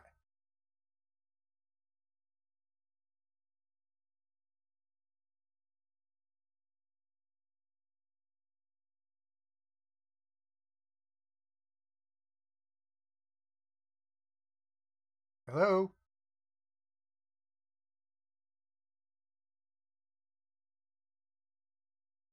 We've got a connection, but I'm not hearing you at all.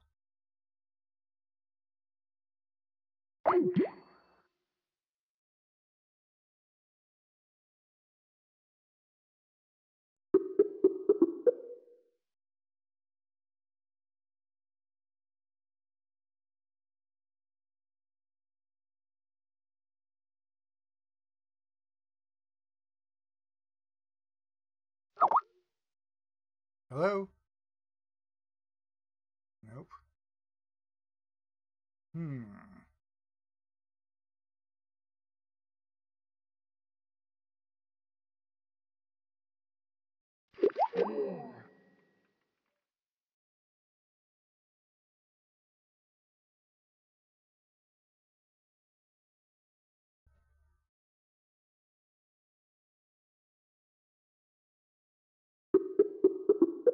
We'll give this one more shot. We did cover a lot of ground in about an hour and a half.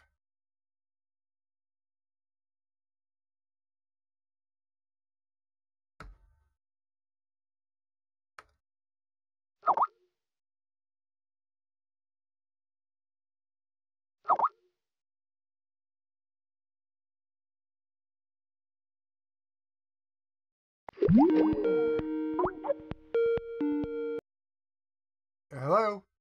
Hey, Frank, you there? Yeah, I'm here. Grant, he tried to reload Skype 3 times. He just emailed me. Okay. I don't know what the connection issue is. I'm not sure either, but we did cover an awful lot of ground. We've run a good hour and a half. Oh, here, hang on. Let me give it. He's calling in. Hang on. Yes. Grant? Yes. Oh, you're back. You're I back. actually had to reboot the computer. I was like, Oh, my. I restarted Skype 3 times, and it still had the delay, and so. Okay, so let me. They don't like the talk of antennas, I guess. I guess not. Okay, hang on a sec here. Now let's see. Now let me try to get James back in here. Hang on a sec.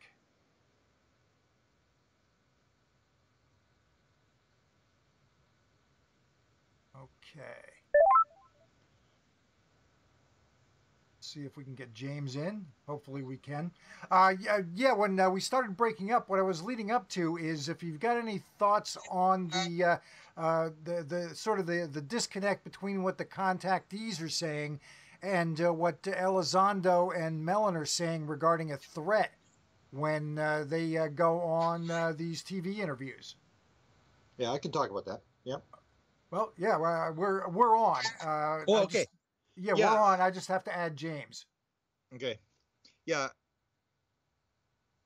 You want to wait till James comes on, or you want me to talk about? No, go ahead. We've already taken enough of a break here. I want to.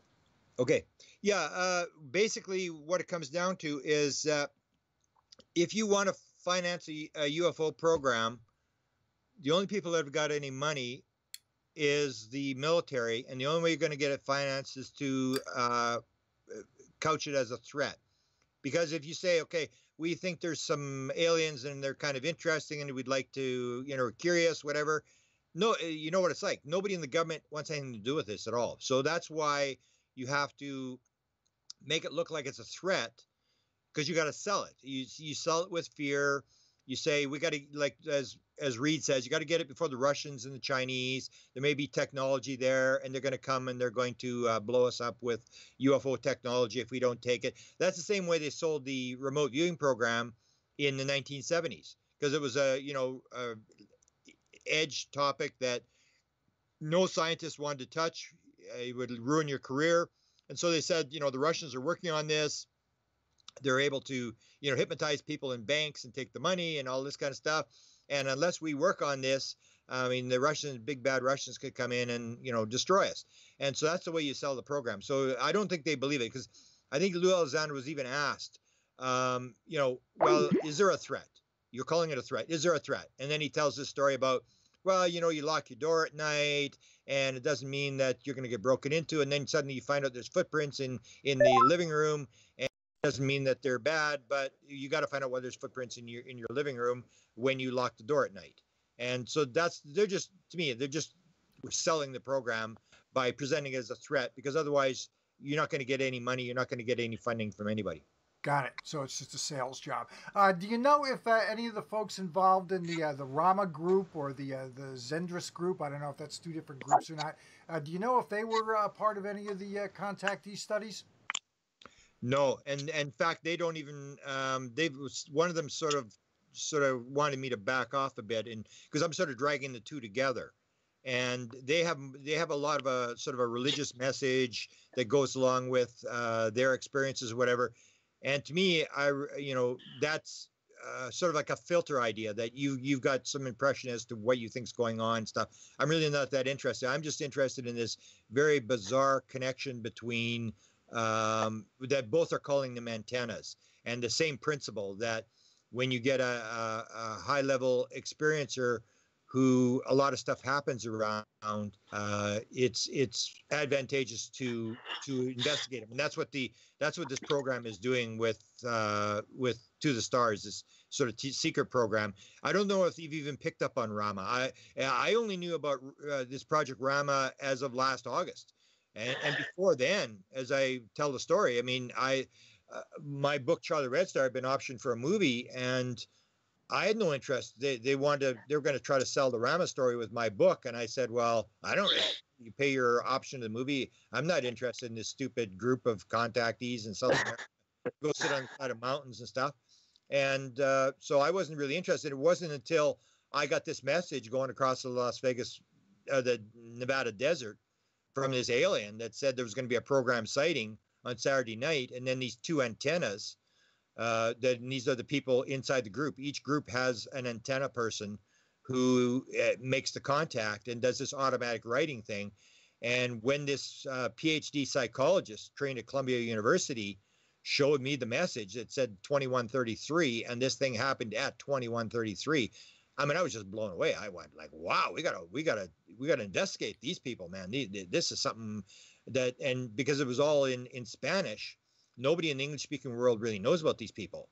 And so I saw my role as getting their message out that there are these people who, I mean, you see, I call it the CE5 on steroids. I mean, CE5, you set up some lights and music and all this kind of stuff, and you sort of cross your fingers and hope something will show up. These people can actually tell you like to the minute, and they'll tell you if there's Zendra is going to be open, these interdimensional portals. I was just blown away. I mean, the one other event that happened across the road where we were was this Enrique Villanueva, and he was not an antenna when he started, but now he's an antenna, and he draws this this thing that appears in a crop circle 2 days later, and I'm like, wow, and it's like a really complex structure that he had drawn 2 days before that thing appeared in England, and I was just blown away. I said, this is the most amazing story I've ever seen, because it dealt with the fact that, because we always have the problem in the UFO thing is how do you actually deal with the phenomena? How do you verify it? How do you actually know what's going on? And the way I see it, after dealing with Rama and after following this To the Stars thing, is the only way you can do it is through experiencers. That's your only hope, is that maybe these people are telling the truth. Maybe some of them actually do have interactions and contacts with the beings, and you can go through them to find out what's going on. Otherwise, the videos, it's not going to get you anywhere. The reports, theoretical ideas about space travel aren't going to get you anywhere. Even the metal. I remember the Canadian government in the early 50s, when I first started, I was investigating what the Canadian government knew in the early 1950s. And the Canadian government, clearly, the guy stated there was all sorts of material coming to Canada from the U.S. Air Force, and not from the U.S. Air Force. He said it wasn't coming from the U.S. Air Force. It was coming from official sources, and it was up to you to figure out where it was. But the U.S. Air Force did not control the hardware. And the Wilbur Smith, who was running the program, said that there was a place in the Pentagon that had all this hardware in it. And then I guess it moved to Wright-Patterson, then it moved to Area 51. But when I asked the metallurgist, I said, how much of this material did you handle in the 1950s? He said tons of it. And his son described blue cars, military cars, dropping off stuff that was being analyzed and stuff like that.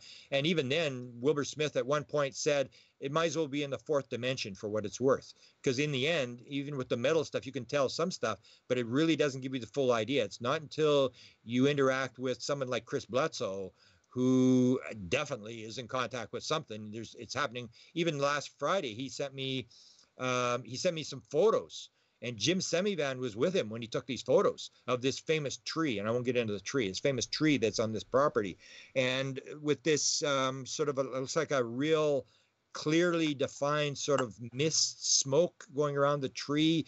And then on Good Friday, he said, I got this.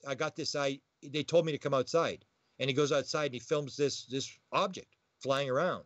And that's the kind of stuff that experiencers will say is, I'm watching this movie and I suddenly get the idea I should go outside and star watch. And they walk out and this UFO is there. And that's this idea that there are people, I firmly believe there are people who actually are in contact with whatever this phenomena is, and you have to look at them and you have to use them. And that's what the To the Stars group is doing, is they're finding different ways to try to interact. I've even heard the story that they're going to set up like a I don't know what you call it, like a bait thing, where the person is going to try to, they move the person into a controlled environment. Can you bring the phenomena in and make the phenomena appear? So they're on the very leading edge of trying to see where can we go with this thing, which is, I give them every amount of credit, because majority of people will say, how do you know they're telling the truth? How, you know, whatever. So then we go back to watching videos and watching lights in the sky. This is the best chance we've got. And you're actually going to go out and get hands-on yourself a little bit later this year with one of these groups? Well, yeah, there's two groups. There's one that's going up on Mount Shasta. They have these, there's about 5 of these major contactee guys. They're all trained in Project Rama. Some of them aren't part of Rama anymore, but they still have the protocols. One is Enrique Villanueva out of LA, and he has an event on the August long weekend. I may have trouble going to that one because, and he had more stuff going on than we did. I mean, some of the stuff that he had a 9:08 event. Ours was 9:33. He had the message at 9:08 there was going to be an event, and he had actual aliens at 9:08. Looked up, and these aliens were standing there. And so he has an event on the first weekend in August. But then when I talked to him in LA last week or week before, he said, well, he wanted to be because I got to fly in. And it's pretty hard to fly in there. I either travel 3 days by car each way, or I fly in, but you can't really fly in with camping equipment. And these people, it's all Latino people. His is an English speaking group, but it's mostly Latino people that show up from around the world, and they camp, and it's like freezing cold up there. And I would have to bring in all this, sort of winter gear and tents and this kind of stuff for these nighttime things, because he doesn't want people staying down at the bottom of the mountain in the town. So I may not go to that, but definitely September the 8th, a guy by the name of Ricardo Gonzalez, and he's the guy that was running the event where I was, where there was like 150 people, where this 9:33 event happened, where this thing starts flashing over my head. And he's on September the 8th. I'll be going to that one for sure. It'll be a lot colder, because it's nice during the day, but it gets very cold at the night. Because what happened is, and the important part is that these guys are able to open these, the beings from time to time will open what are called Zendras. And in the English-speaking world, we call it portals. Like if you listen to Ron Pandolfi and that whole camp, they're talking about portals. They're talking about, this experiment that supposedly happened in Salt Lake City yesterday with Joe Firmage. That Joe Firmage has been involved in this. Joe Firmage is an experiencer, high-level, or big business guy, built $3 billion computer company, who gets this being appear in his room and starts talking about space flight. And he says, I'm willing to die for this. Suddenly quits his company, starts spending all his money on building a portal. He's a Mormon guy. And one of the stories was he's building this portal to Mormon heaven. And he's trying to get this off-world thing. And as of yesterday, there's an experiment that he was running. And Ron started to leak this stuff out on Open Minds Forum last week. And the story is that the experiment was run yesterday, and that there was people from all around the world who'd come in there. And if you go to Joe Firmage's his YouTube page, there's an item on there in he's only got about 6 videos. One of the videos shows this. It looks like a cage with a spinning object on the inside of it. And this is the experiment that apparently they've perfected. They have got this thing operational. And there's a former Republican congressman by the name of Dan Merritt, who has put $4 million into this. So Dan Merritt is the chairman. And there's Kevin Alber is the CEO. And then there's Joe Firmage. And they were going to run this thing yesterday to see if it operated. All these people from around the world had flown in there. And then next week, Ron Pandolfi, his wife, Dan Smith, and I guess the whole crew are going to the mountain. They're going to Colorado. And I don't know where they're going, but this is this whole deal. So they're talking portals. And I've talked to people, and they say, no, it's not a portal. It's this anti-gravity device that he's created that they can maybe mass produce. And yet Dan is still talking about portals. So the English-speaking world, they talk about portals, but the Project Rama or the Mission Rama people have these things that are actually on video. They actually have videos of them. They actually have photographs, and they're called Zendras. And they are like interdimensional bubbles that the beings create this interdimensional bubble, and you go into the bubble 7 at a time. 7 people are allowed into it. And you can either pop into another world, so you're on another planet, or you're in this sort of thing where you're interacting mentally with messages coming to you from an alien. And in 2014, 2015, at Mount Shasta, where I was when this event happened to me in August of last year, I heard that they had opened these Zendras in 2014, 2015, and that Paula Harris, who's a good friend of mine, had been in both Zendras. So when I got sort of fascinated with this whole thing that they could make this UFO flyby at exactly to the minute they said, I said to Paula, I said, can you take me and show me where they opened this Zendra?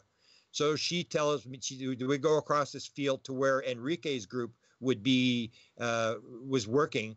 And she tells me this 22-minute thing, and I put it on YouTube. She describes where she is. There's 7 people. They're holding hands. This white bluish fog is coming off the ground, lighting up this completely dark. There's no moon or anything. It's up on the side of the mountain, completely dark. This bluish white fog is coming up, lighting up the ground. And they walk through this fog, and then they're told, as soon as you get through the fog, let go. And they let go, and there's this 9 to 10 foot being standing there with a hoodie on. Everybody describes the same thing with this hoodie on, and he's got a very stern look on his face, and he's got this white sort of hair down to his shoulders, and he's built like a swimmer, very muscular, very tight sort of bicycle suit on. Everybody's describing the same thing. I was just fascinated, and then she said, "So this would be like a tall white then, if some of the different." Descriptions that have been floating around. It would be like a tall white. Very human looking. Yeah. In fact, very beautiful. Like the female is described as being very beautiful. He's very, very almost like sculptured. Like the face is no flaws in the face. And when she said to me, she said, well, most of the people that were in the Zendras, because in 2014, 2015, both years they had like 9 or 10 witnesses either on the edge of the Zendra or in the Zendra. And I'm going like, wow, this is not CE5. This is not, something that, one person saw or some sighting in the sky. This is actual where you can actually verify. And I said, well, let's go. Can we interview these people? And we go, and they were like scattering like rats. I mean, they're all sitting in a sort of a group, because they follow these. Like Ricardo will have these people go, like he'll be in Spain, or he'll be in Peru, or he'll be in Chile, or in Russia, and these people sort of follow him around. These people are following him around because they're doing these meditations for world peace. And so these people are all sort of together, and I got about maybe 6 of them on camera. Some of them didn't want to go on camera because of their English and stuff. And basically, they all told the same story. I said, okay, so you were in this Zendra? Yeah, and they couldn't speak English very well, and they would say, yeah, and what do you do? Oh, I'm a housekeeper, or I'm a gardener. I mean, they're just ordinary people. And so what'd you see? Oh, there was this guy, he was about 10 feet tall, and he had this long white hair, and he looked like he was in a bicycle suit, and he had this very stern look on his face, and everybody was saying the same thing. I go, next person, did you see it? Oh, yeah, I saw it. And, and I was just floored that you actually had this sort of thing. So they didn't open a Zendra when I was there, because that's what they said. There would be a program sighting. And I knew they'd had these Zendras. So I thought, holy cow, maybe they're going to open one of these Zendras, and I'm actually going to see an alien, because I've seen UFOs, but I've never seen anything like that. So that's why I'm going back, is because they may open one of these Zendras. Now they all say to me, well, it's not about the circus. And I say, well, yeah, it is about the circus, because I'm sort of turning it into the circus. And I say, yeah, it is a circus. I say, take a look at Jesus Christ. I mean, if Jesus Christ hadn't walked on water, healed people, fed 5,000 people with a couple of fish and a couple of bread, you never would have heard of the guy. You need the circus. That's what they're doing. They're doing the circus. Like, so you see a UFO. Why do UFOs have lights on them? So you can see them. They want you to see them. When you see a UFO, you're part of the game, because when they do abductions, you don't see them. They can cloak themselves whenever they want. So when you see them, they want you to see them. This is a circus. They're trying to drag you in. And when you have the experience, then you're hooked. Then you're their messenger. are outputting the message. So yes, it is a circus. And so they're trying to back me off and say, oh, it's about the meditation. And some of the people that were actually saying that actually left Saturday night after the event. The Sunday morning, they were still meditating. And these people left. And I thought, well, okay, if it's a circus and if it's a meditation for world peace, like, where did you go Sunday morning? You weren't even there. You took off, and it is. In a lot of ways, people go there. And to me, it's like, and it's a long trip for me. It's like 40 hours each way. But for me, just the chance that one of these Zendras may open up. I mean, because I haven't seen much paranormal stuff in my life. I'll go there every year just for the hope that some one of these things will do it. Because these guys can open them. And I started looking at events because I'm doing a book on this. And once I found out these Zendras are open at Mount Shasta in 14 and 15, then I found out they'd opened one in 2008. Only one person went through it. Then I found out there was one in near Mount Shasta in 1994 where 50 people went through. And the one guy's name is Joe. Oh, shoot, I forget his name. He's a 747 United Airlines pilot. And I talked to Joe Burks. I said, well, would he go on camera about this? And he said, yeah, I think he would. So I'm going to interview this guy. And there was 49 people went through that Zendra. There's one you can actually look up on the internet. If you Google search World Rama Conference, Uruguay 2009 Zendra, it'll pop up. There's a video on the internet. This thing was there for 2 days. So we have lots of photos of these interdimensional things when they appear. And that one, 125 people went through that Zendra. And so I'm thinking like, wow, I mean, this is the most amazing story of all these things where piles of these people go through. And then to interview these people and say, okay, you were in this thing, what happened? Because it's almost like a controllable event. If you go to enough events, you're going to be there when one of these things actually opens up. But they still are into the thing about, there's this religious message and it's about world peace and stuff. And yeah, it may be about that, but to me, it's still partly about the circus. James, I think you're back with us, correct? Yeah, I'm back. I got back on the line. Okay. Yeah, and I had a question about getting back to the Zendras and the antennas. That's what Dr. Joe Burks had called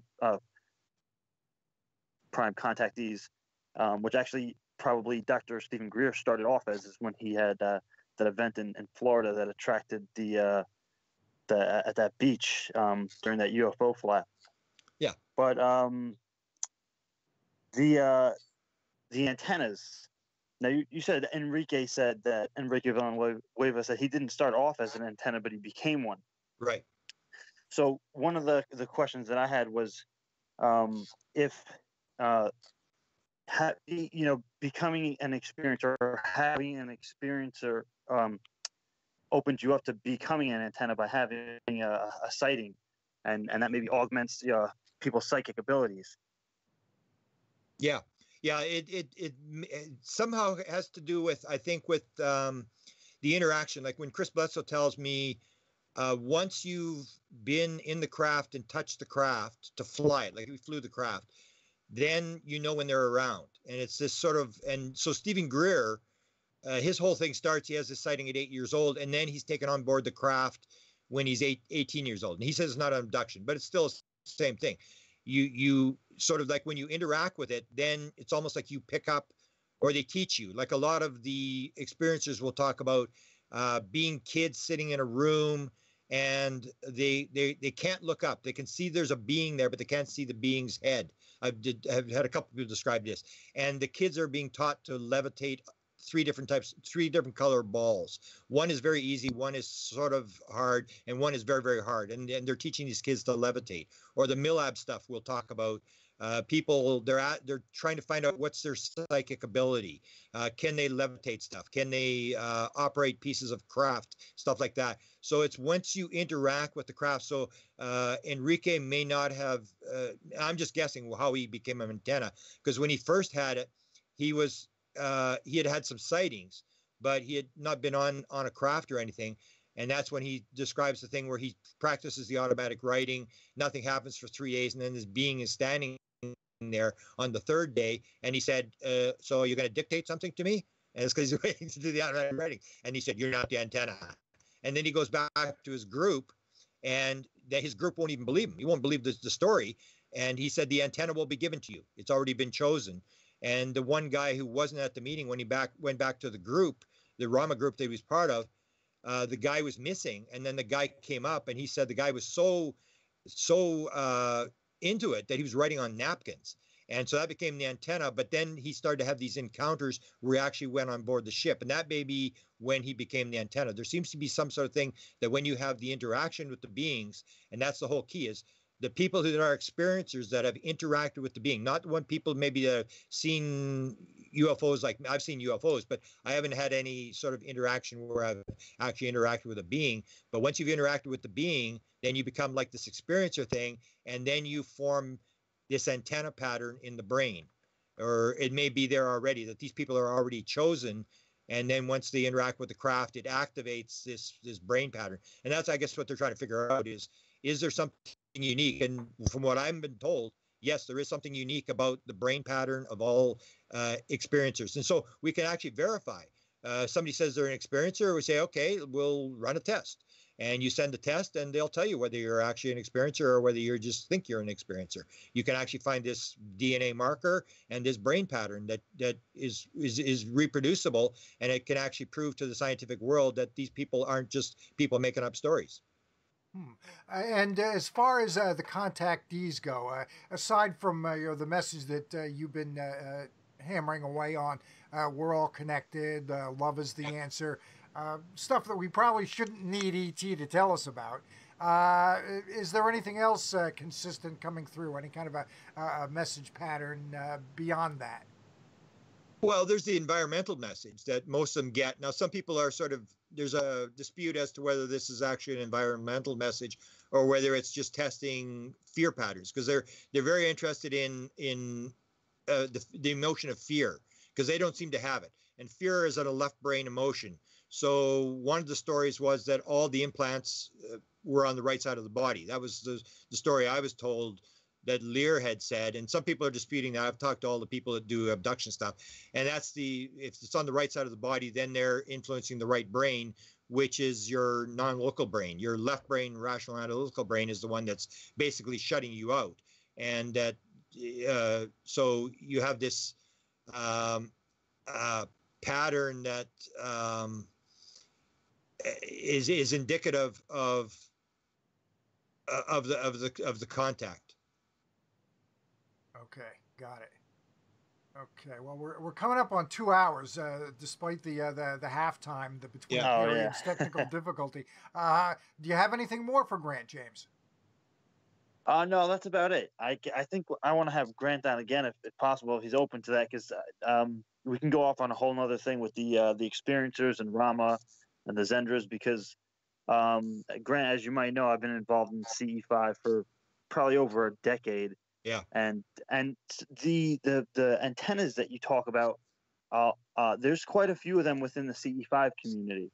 Yeah, I think Joe Burks refers to them as program telepathy or something. He has a different name for it. So everybody's using different names. It's the same principle. That's where I was so surprised that To the Stars was using the actual antenna, but they're not describing it as an antenna. They're just saying it's an antenna pattern. But everybody's describing the same thing. So I actually wrote a book called Inspired, which is the paranormal world of creativity, where I go through all the different, like savants, through musicians, artists, people who write books. And I talk about these downloads things where people get books downloaded in a second. It's the same thing. It's this antenna thing. It's the ability to disassociate from the left brain and tap into this phenomena. This phenomena is just beyond the physical world. It's in some sort of, everything is consciousness. It's a higher level. And these people, it's just the ability to dissociate. So antenna, disassociation, almost like a medium. You disassociate from the physical world and suddenly you're talking to your grandmother, dead grandmother, and stuff like that. It's that basic principle that there's more to the world than the physical world. I've got one final question for you, James. If you got something else, obviously, I think Grant will make the time. But my final question is: let's say somebody is listening to this and they say to themselves, "I think this contact stuff. I think this is interesting. I want to give it a shot myself." Or maybe I want to write the next great song, the next hit song that everybody sings. As far as creativity, do you have any tips for some of these people? Some things that they might want to try out to help take their game to the next level?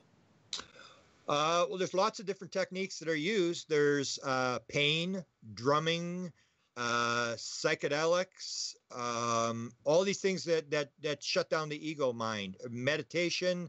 I'd say the number one that people have to use is meditation.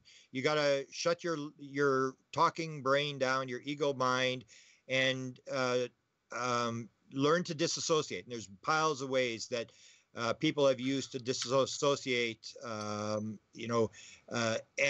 so once you do that, then you can pop in. But I think a lot of it is natural ability. Like musicians, like I just wrote this book called Tuned In, the paranormal world of musicians, and it's like so many musicians are into UFOs and they've had download experiences. They're been on board ships and stuff like that. And it's so I think in a lot of ways it's a natural thing that musicians. Artistic people are just more right-brained creative. That's where when they asked Roger Lear about all the people that he'd done the implants, what was the common thing with all these people, and he said they're all creative people, and all implants are on the left side of the body. And this is this idea, and he said there's piles of these people in Hollywood. So it's almost like, because I know I did, people say, well, there's all sorts of experiences, but I know I did a thing for golfers. I did a big thing at a golf country club in Scottsdale. And I was looking for a UFO experiencer who was a golfer or somebody had a UFO setting. I could not find a single one. But if you take musician and UFO and put it into a Google search, your computer will start on fire. It's just unbelievable. So I think in some ways it's a natural ability that people have. Almost like the mistake we make is it one life or is it multiple lives? If it's reincarnation, it's multiple lives, the whole UFO field changes. That a lot of these people are coming into this world to have these experiences, that they already have the ability when they come in. And one of the stories I had heard about the DNA marker is it is there from birth. I have not confirmed that.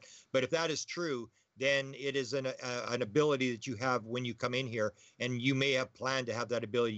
You've planned to be an experiencer. You've planned to have, do this or whatever you came in to do. Got it. James, you have anything else?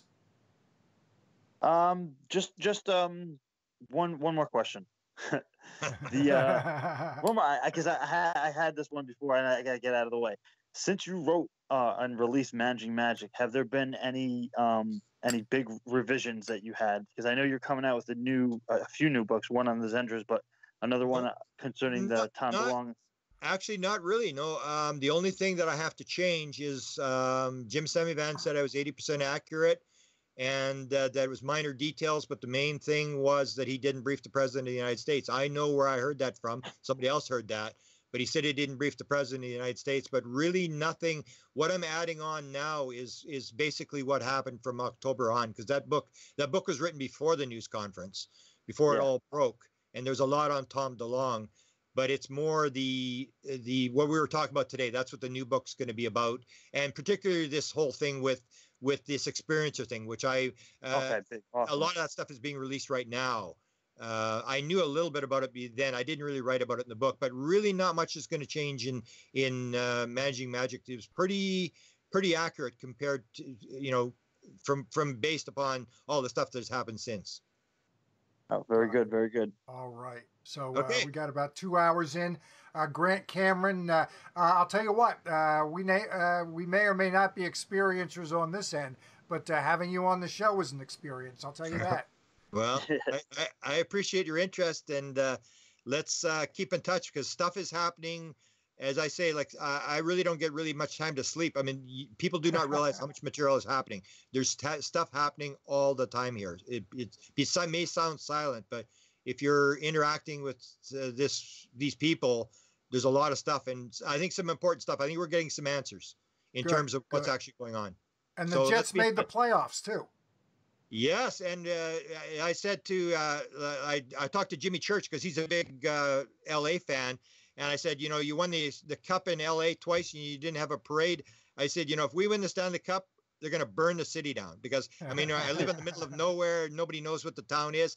And we have potentially one of the best teams there is. And we've never won a playoff game. And they have the big whiteout. They've closed an entire street where everybody has to dress in white. There'll be 50,000 people outside the arena. And it's Hopefully we don't get knocked out in the first round, but it's like I don't think you will. I like your chances in the first round against the Wild, and Suter is down. I like your chances a lot.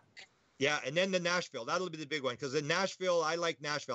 I don't mind if they win, because there's a town, a sort of American place where you never thought hockey would take off, where they do the same thing, where they put the people in the street and stuff like that, and they take it serious. So I really don't mind if we lose to Nashville. I think we play them next, so that'll be a big series. But there's a lot of big series. I mean, there's some big teams. Boston. There's a lot of really good teams out there this year. Yeah, we should clinch here in Philly today, and we will see you in the finals. How about that? You bet. I love it. We'll have a hockey show. Absolutely, absolutely. And you know that Wayne Gretzky guy, I think he had a little bit of psychic in him with some of those passes he used to make. Yeah, that's the thing. It's the ability. It's like the talent. Like my kid was a pretty good hockey player, and some people are just more talented than others. They just seem to pick it up faster. Well, again, thanks for everything, Grant. You got us off to the best possible start we could possibly have. Beautiful. I sure do appreciate it. Thanks for having me first. I appreciate it. Sure thing. Sure thing. Okay. Bye-bye. All right. Take care. Now. Bye. James, that was fantastic. Oh, yeah. You know what? I think normally I'd like to do like a little post-game wrap-up, but this went 2 hours, and I've got some running to do. Oh man, there's so much that he was talking about that I had more questions about, like all the other programs.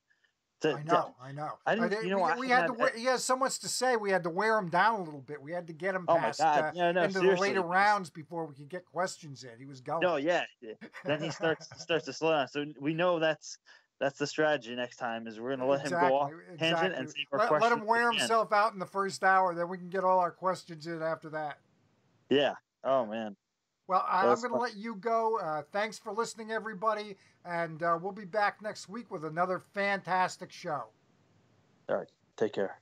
Take care. Bye-bye now. Bye.